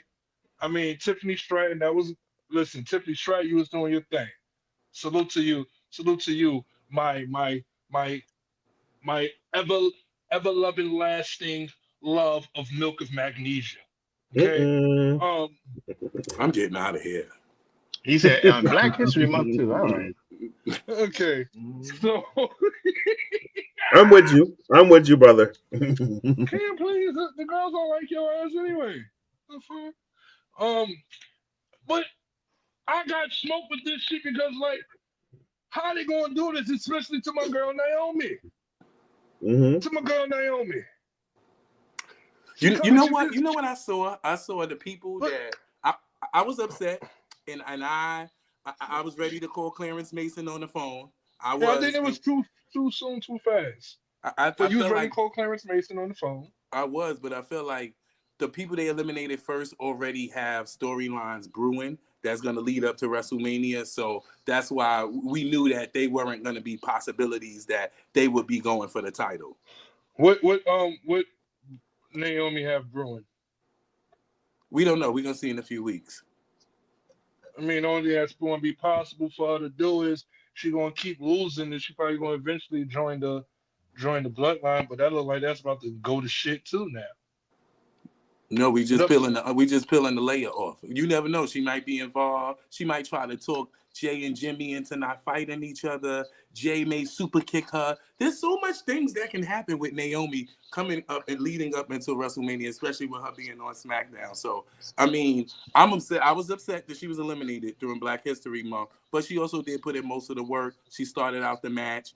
Shout out to her in Tiff time as well, Bianca Belair, of course. Yeah. What you got to say about this, Cam? Go ahead, go peel it back. Ugh. Well, to me, the overall pay-per-view was meh. The women's It really elimination chamber was. match.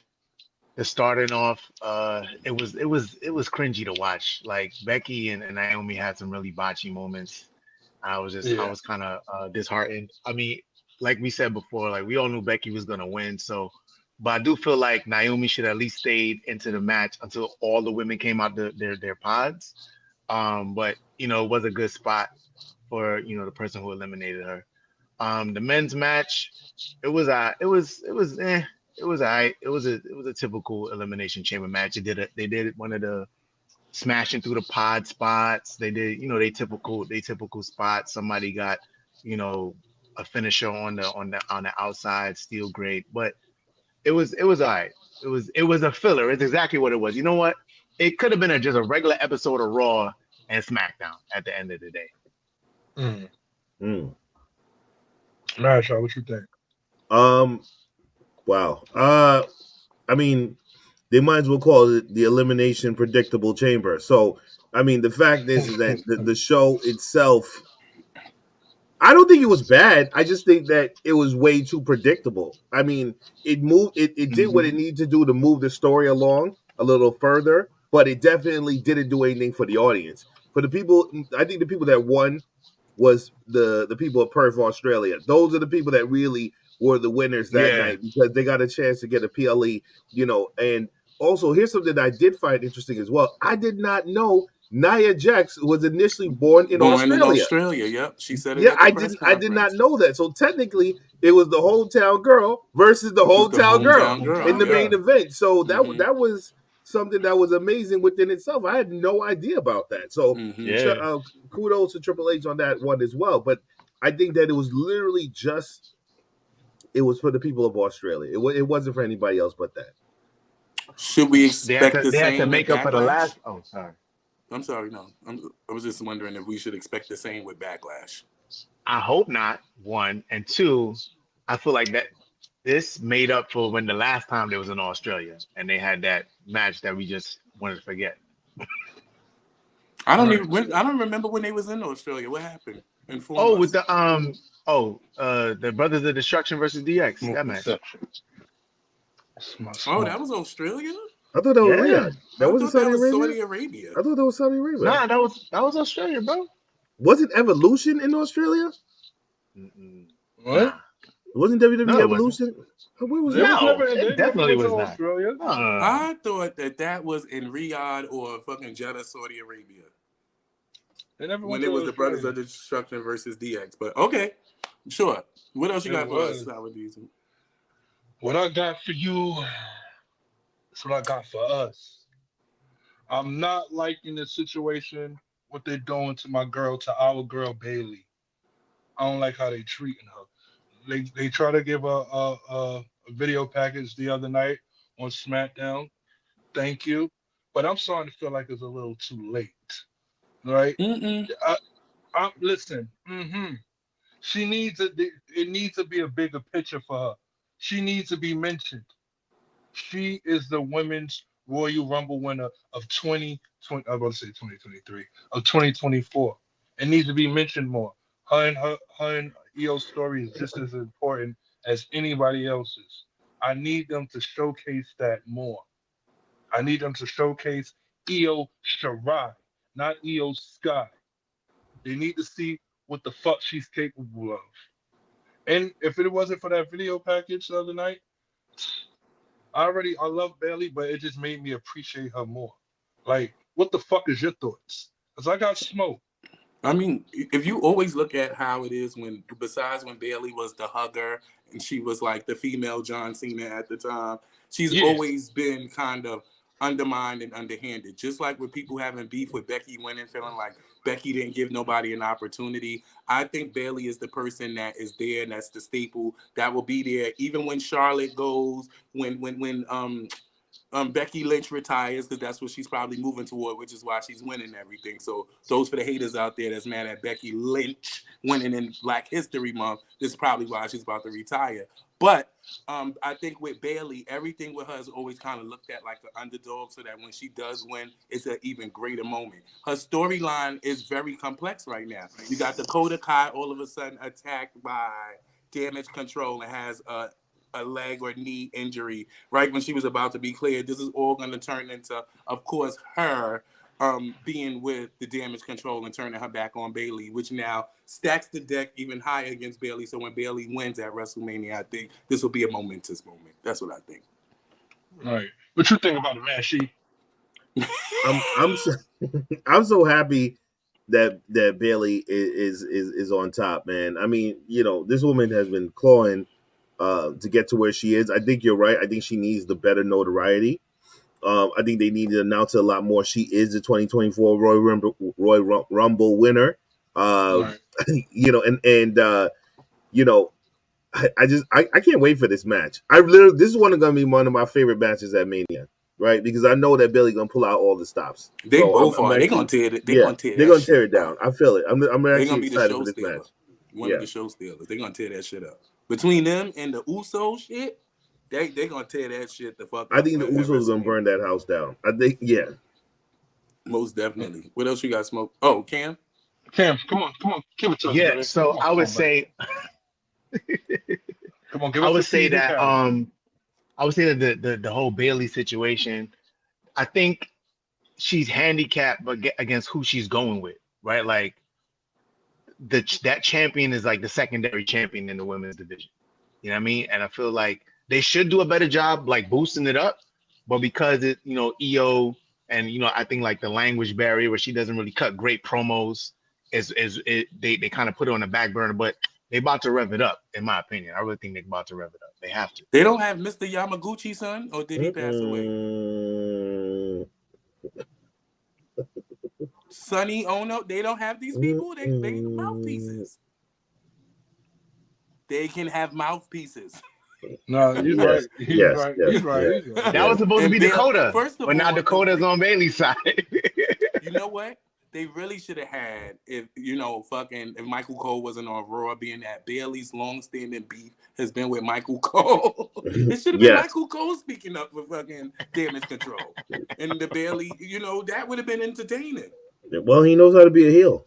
He sure does. Yeah. Good one. He's actually a good one.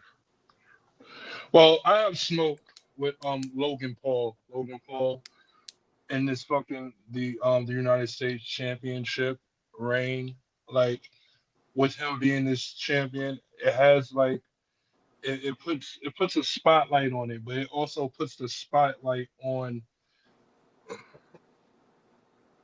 buffoonery, right? A joke, if you will.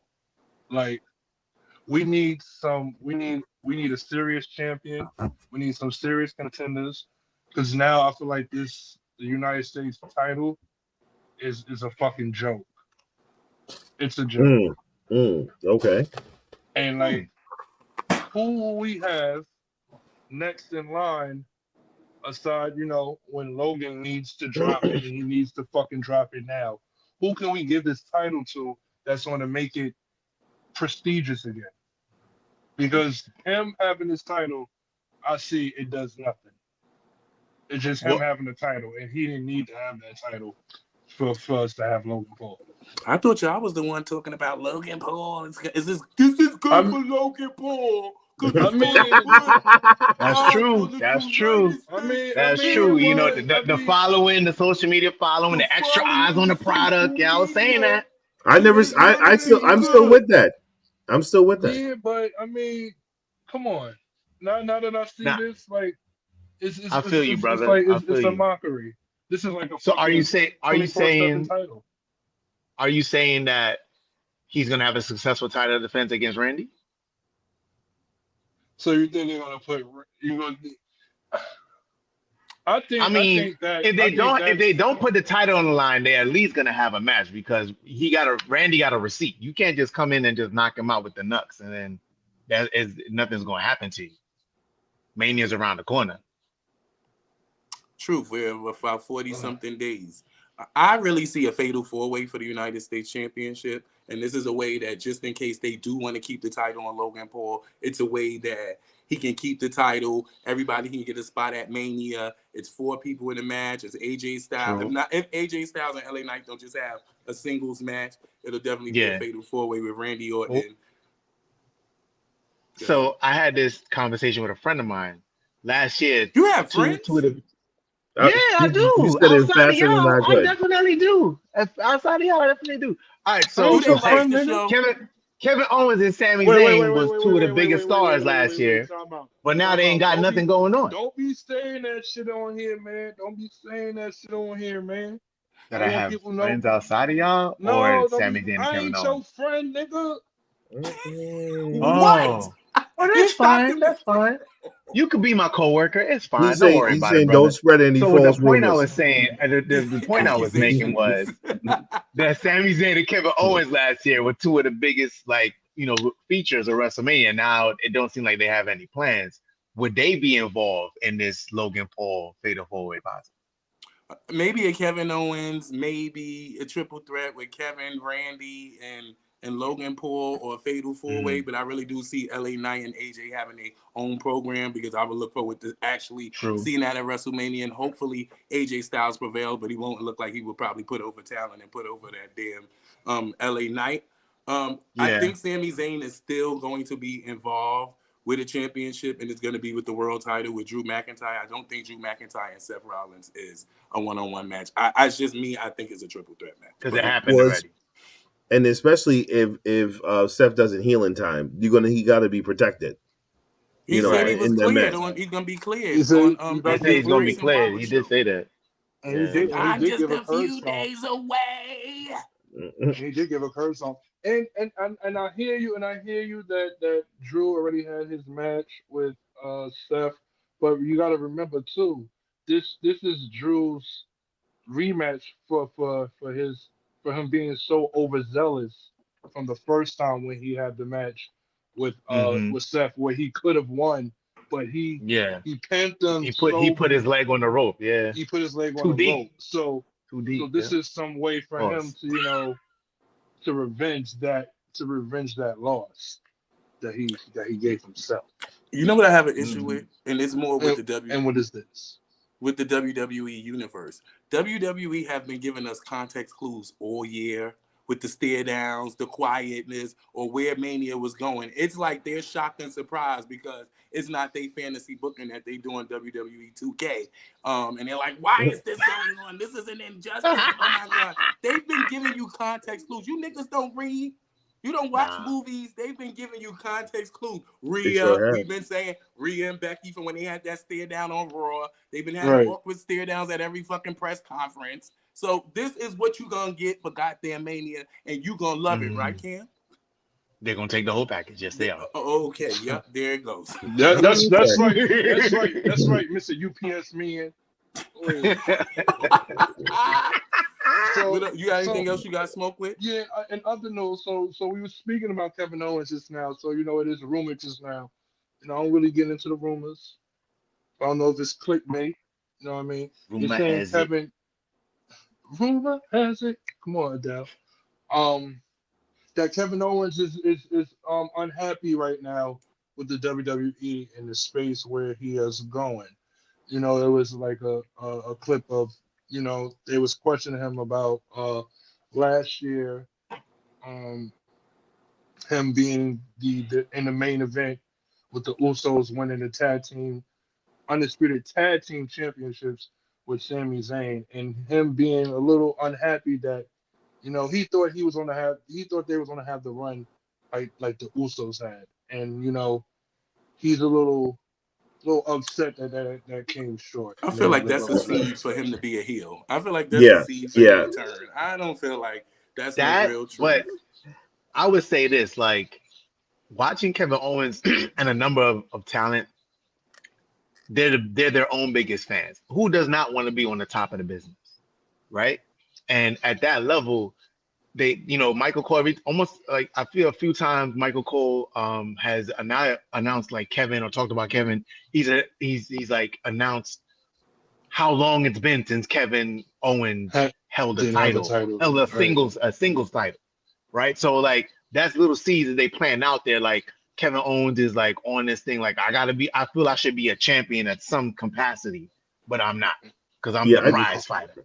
I just think that Kevin Owens is at a point in his career he doesn't need a belt. I think he's happy. Remember, we heard this before about Kevin Owens that he's not happy.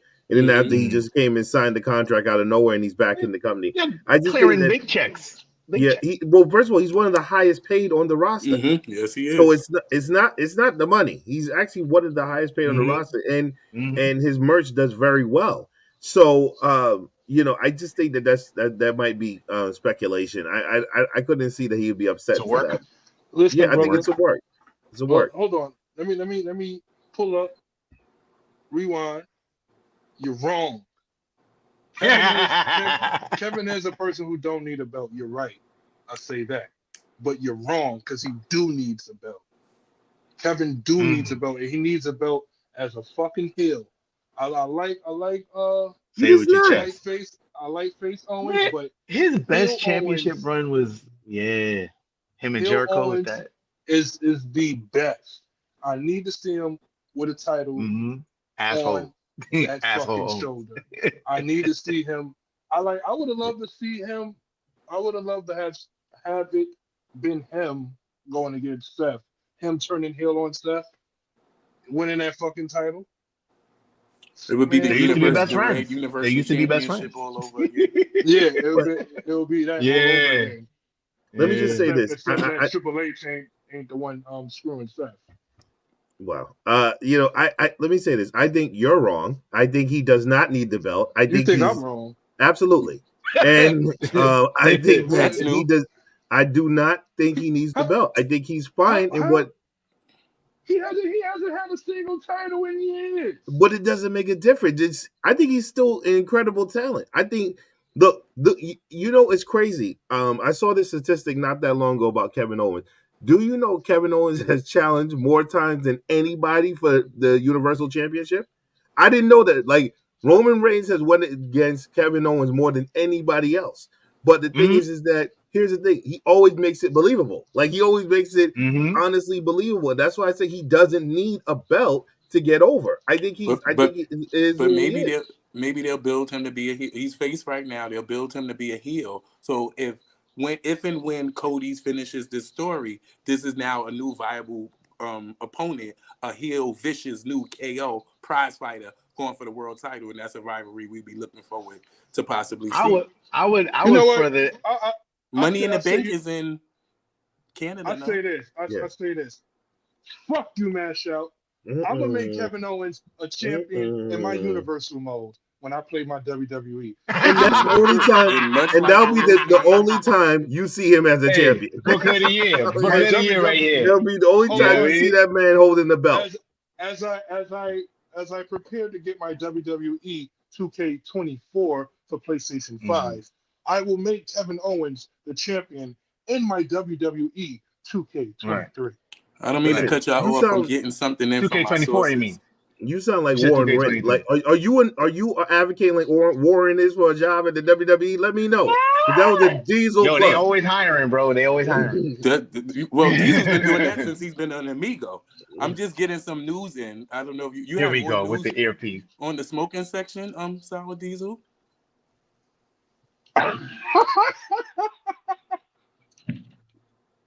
No, Brandon. There's no more. Okay, I just got news that Bianca Belair is possibly headed to visit NXT and place 2 women currently in the stable under her tutelage that would be called up in time for WrestleMania to set up for a huge match. Wow, that's a big deal. And this is I heard possibly that why too. Lash Legend was chose to replace Shotzi Blackheart. And they're saying the two women possibly is Lash Legend and Miss Shakara Jackson. What? Wow. That just came in. Thank you. Wow. That's my sources. Wow. Okay. Wow. Whoa. And it's on a wired headset, so you know it came through clear. Through clear. Yeah, it's not like them goddamn lavalier mics.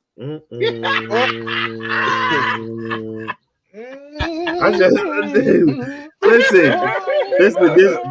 This fucking show has so much goddamn palm trees that I literally I get lost in the sauce here. That means shade, ladies and gentlemen. Yeah, man. Oh, I'm pretty sure they that sauce. This can't be lost in that in the sauce. smoking section. You know when it's too sunny, niggas gotta get shady. I like that. That's nice. Nah, I ain't got no more. Dropping gems. Well, if you would like the people to know where you at, you know, niggas be hiding. Let them know where they can follow you. One page, please. One page.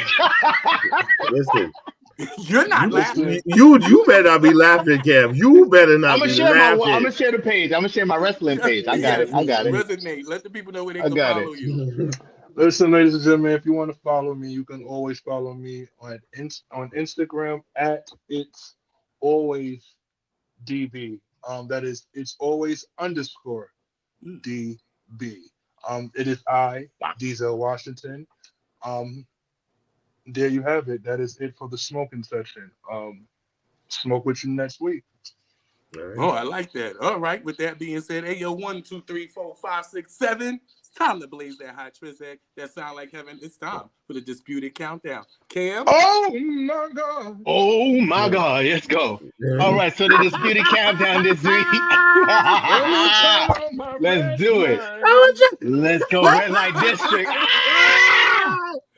Let's do it. All right. So we got the best elimination chamber matches disputed countdown list. You know what I mean? Okay. All right.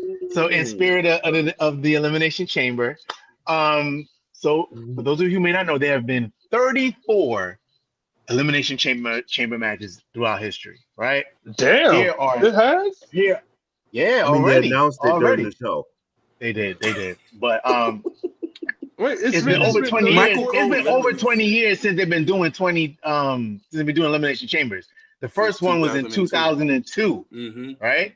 And it was yeah, baby, and that was at Survivor Series. So elimination chamber. Hold on. How has it been 20 years and they did 34 of them? That makes no over 20 years.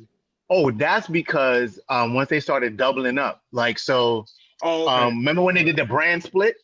So they would have a Raw elimination chamber and then a SmackDown elimination chamber, and then when they added the women to it, they started doing a women's match at least a men's match. They had their tag team match. That was the first time they had 12 competitors in at one time, right? Yeah, because it was it was a bunch of teams, 6 teams.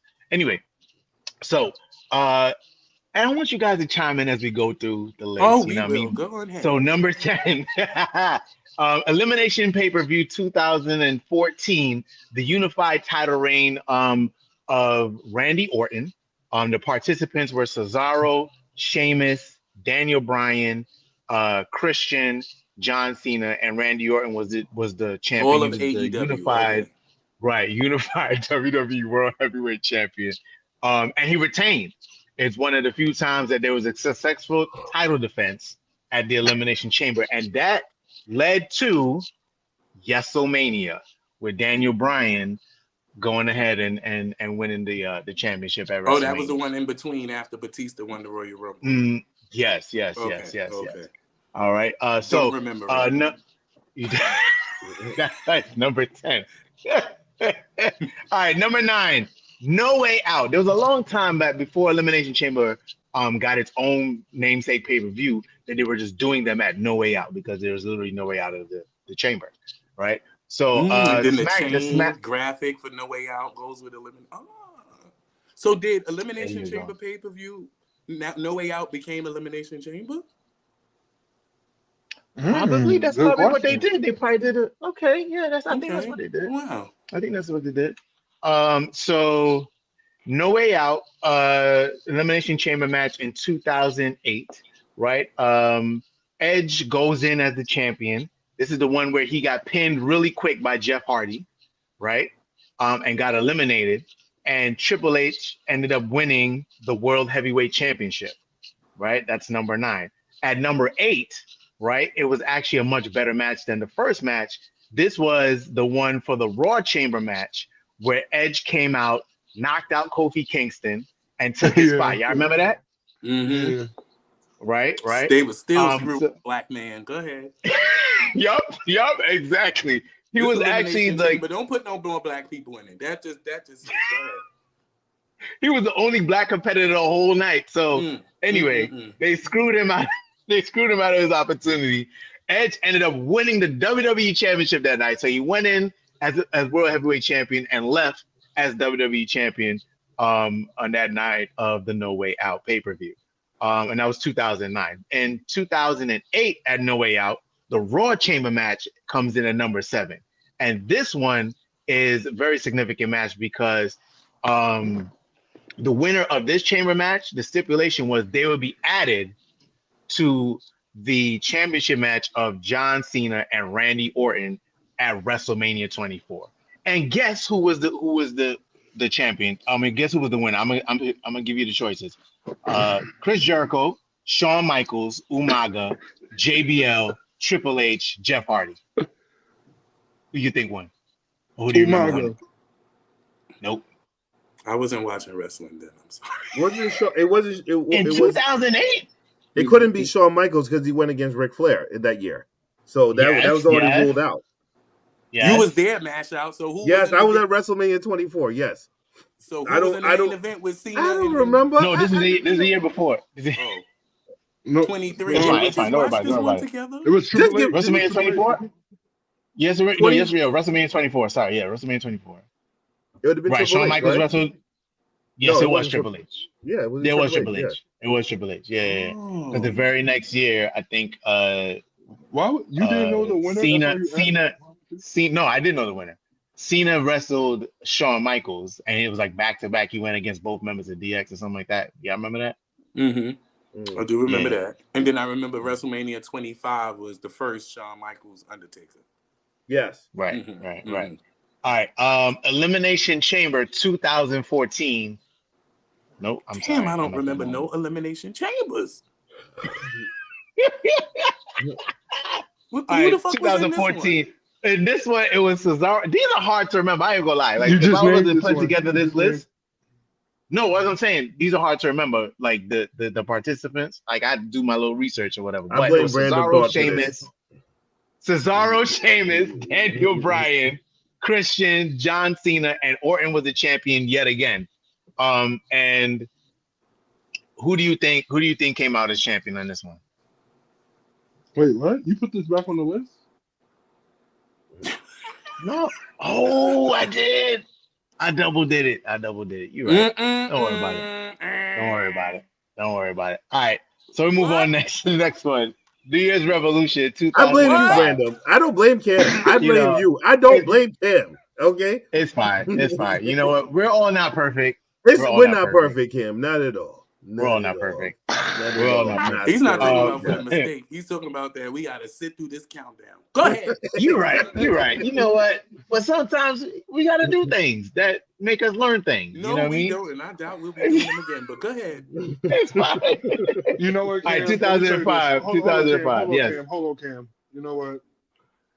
I hope the countdown of a bomb is about as long as your countdown is. Because if it was, I have a lot of shit to do in between that time because it is so long. But what is your number you're up to now? That's what I was about to ask. This is about to be Yeah. number 6. This is supposed to be So number there's 6. only 9. Okay. There's only 9. Yeah. So there we go. Wait, so All right, no, so- wait. You sure it's not 5? There's 9 total. There's not because Okay. I did one twice by accident. Oh, so it's 9 Anyway, total. So He's up to yeah. number So now 6 we're at Well, yeah. So this sure. is so this is the we're- top 9 countdown. It's a top. I never put a number on it at the beginning. I'm just saying. I never put a number on it this again. is- Anyway, This is like punishment. This is the top 9 at 9. it's entertainment. It's entertainment. All right, New Year's Well, at least- Revolution Hey, people 2005. watching. Hold on. People watching in the YouTube world, if we have any people still watching at this time of night, let me know if this is entertaining. We Yes, watching please. both. Also, please comment. I think 'cause it's we not have- really we the have list people- that's entertaining. It's us talking about the list that's entertaining. We have people that's on YouTube right now watching live. Please comment if you guys want to hear the rest of the countdown. We're gonna let the audience comment. All right. This is, If this they is want to like- hear the Not rest of the countdown, I'm using a future countdown. You know what? no, if they You're want not to hear gonna the do me. rest of the You're not countdown, gonna do me. You're not gonna do me like this, sir. All right. Get that finger the fuck out my face. Can I finish? All right, look. New Year's Revolution 2005, right? The stipulation was the winner would be the World Heavyweight Championship, and Shawn Michaels was the special guest referee. The only time they had a special guest referee in an Elimination Chamber match. And the key about this was Triple H was actually stripped of this title in 2005 by Eric You Bischoff. said the key. Because so Eric Bischoff stripped the World Heavyweight Championship from Triple H, right, and put it on the line at New Year's Revolution 2005.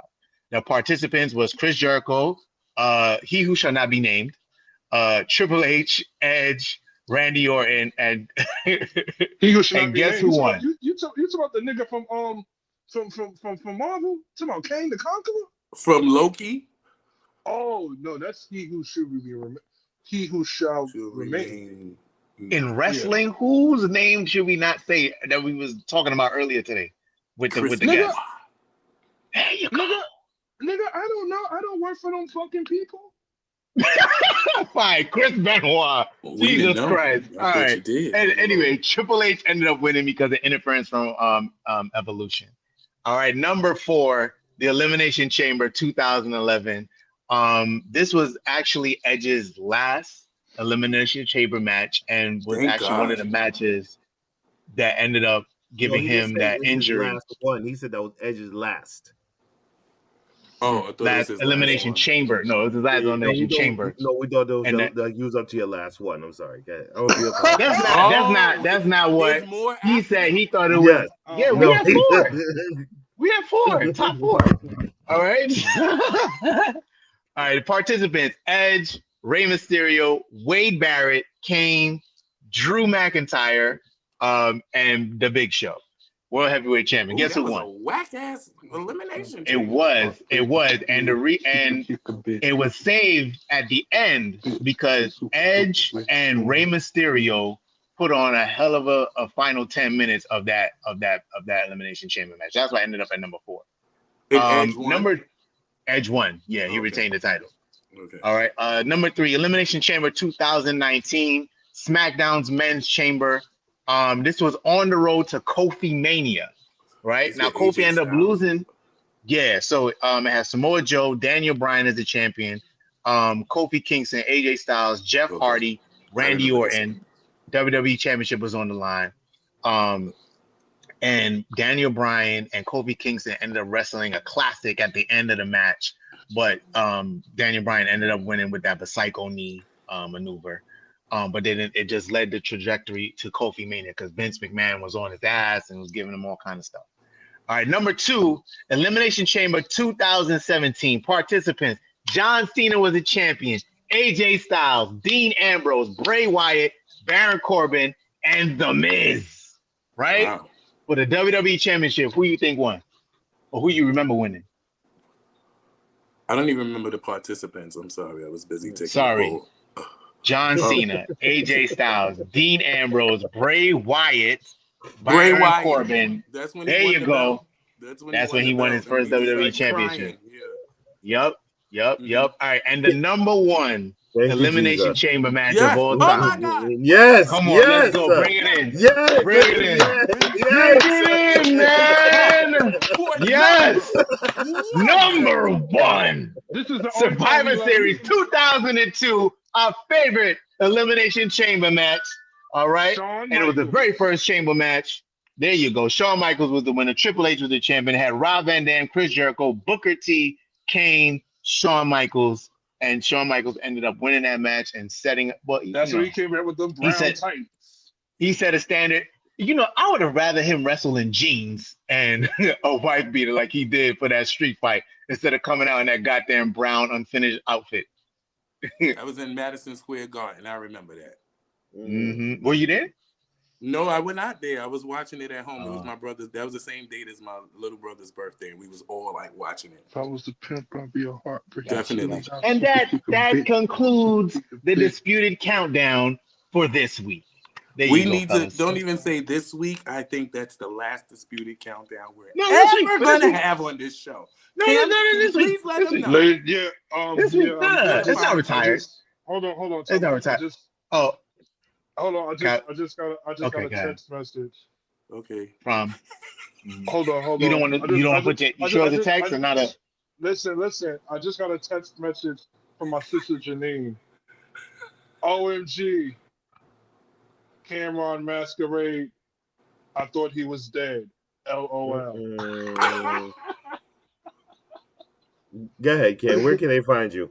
Where can they find you? So, at Masquerade Cam on Instagram and on Twitter or X, whatever you want to call it.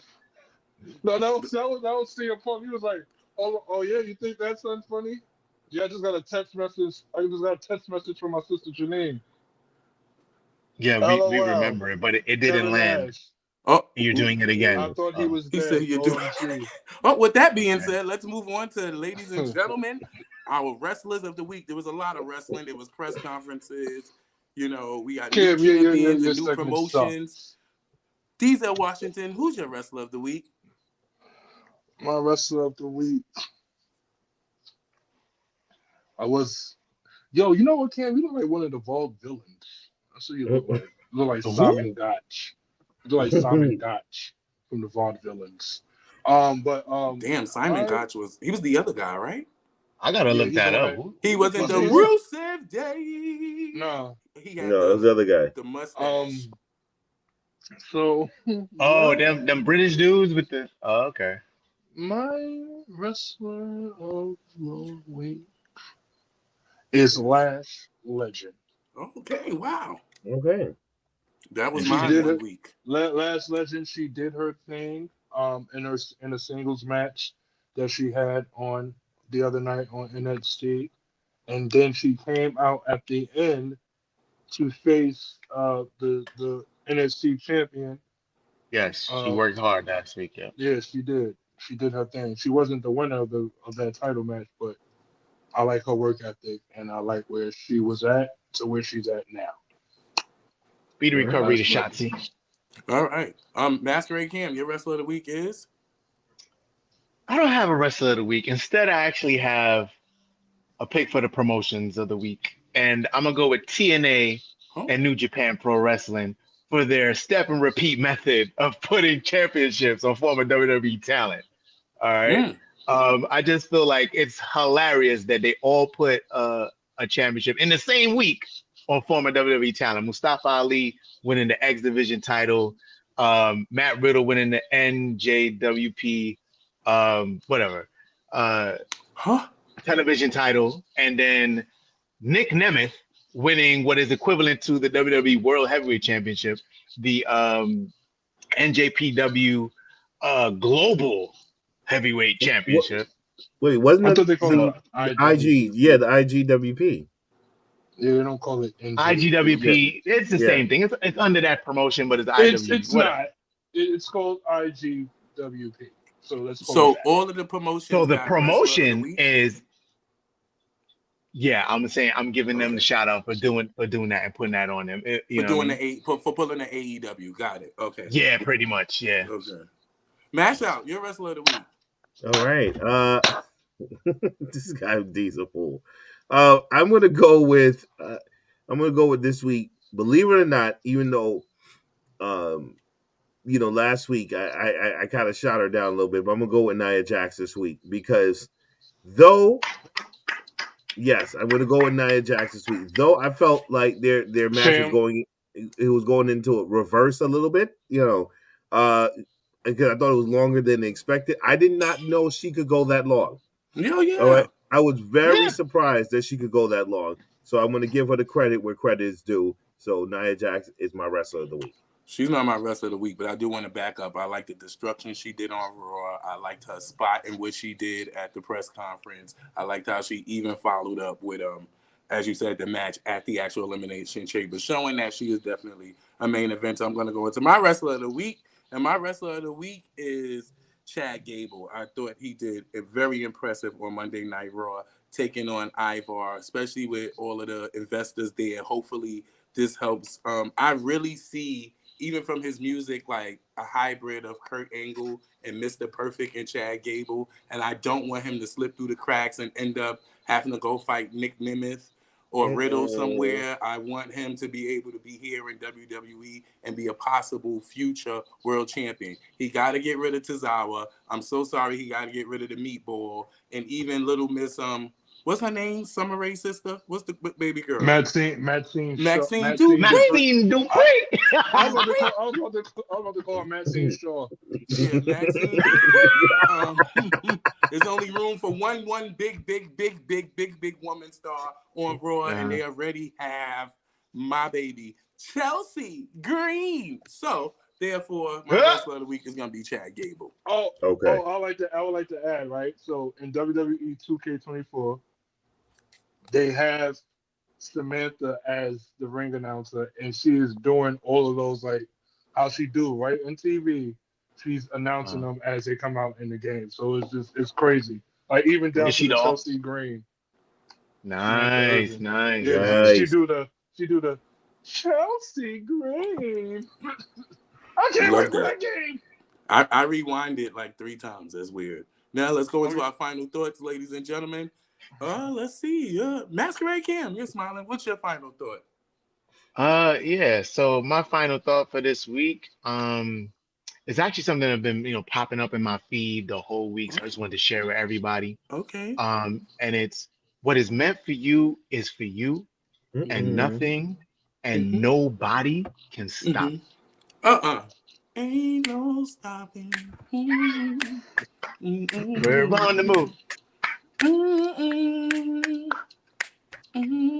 With that being said, Diezel Washington, what's your final thought? It ain't about the destination. It's about the journey. So whatever you're going through, you have a destination. You're gonna get there, but it's about the journey that you're taking to get there. So keep going. Don't stop. Wow, that's very good. That's right. Can't stop. He's a good seller. Ain't no stopping now. Mashout, your final words. Listen, I don't even know. Like, I don't know. Should I go with a song lyric too? I really don't. I don't know. The shadiest palm tree of them all. I don't know. I mean, as long as you keep, your head to the stars, I thought we was gonna do all, so I don't know. Keep your feet on the ground and reach for the stars, right? That's my final thought. You sure you don't want to go when the sun comes crashing down? Does it hurt inside? You don't want to go? No. That's one I will never want to go with. I did that one time, and I'm never going to go down that road again. Huh? You did it like 4 times. I did not do it like 4 times. I heard that Hulk Hogan song for like 4 weeks. Listen, to guess before. Listen, that record actually resonates in you. So it's like when you hear it, you can't forget it. That's how bad it is. Because you are a real American. You're a real American. Real American. I just want to shout out to the people. Like if you from this time and era when you was sitting here on a Sunday night and you was getting ready to watch The Wire. So I just want to shout out to y'all. That was us. Yeah, that was my era right there, man. Shout out to my people, man. The Wire, man. Okay. Wow, and remembering that success is not a destination, it's a journey. That's what you said. Well, I'm gonna go with my final thought, which is a random thought. Discipline is doing what you know needs to be done, even though you don't want to. Don't let negative and toxic people rent space in your head, raise the rent, and kick them niggas out. For some, that takes discipline. Thank you for tuning in for another episode of the Three Amigos Show Podcast. Make sure that you follow us on Instagram. Email us at the Three Amigos Podcast 1@gmail.com. If you have any suggestions or violent outbursts, we're not going to read them, but you can email us. Violent outbursts. Make sure you like, comment, subscribe, share, and do all that good stuff. We love you all for staying up with us and tuning in. Y'all have a great progressive week. What you want to say, Diezel Washington? Yeah, before I get out of here, you know, I want to tell everybody that I love y'all, and make sure you go hit up my boy Cameron's page and spam his comment section with "fuck you" signs. So, you know what I mean? Oh, you know, Instagram, they actually block people from putting up negative content in the comments. So it really wouldn't work out. So you can wish it all you want, but you can shut the fuck up forever. And good night. Turn the comments off. Turn the comments off on Instagram. I think we're done for the night. What are you doing? We're the Three Amigos. Thank you. You got sweat stains underneath your underarm. That's right, because I work hard, bitch. And you No, don't. you don't.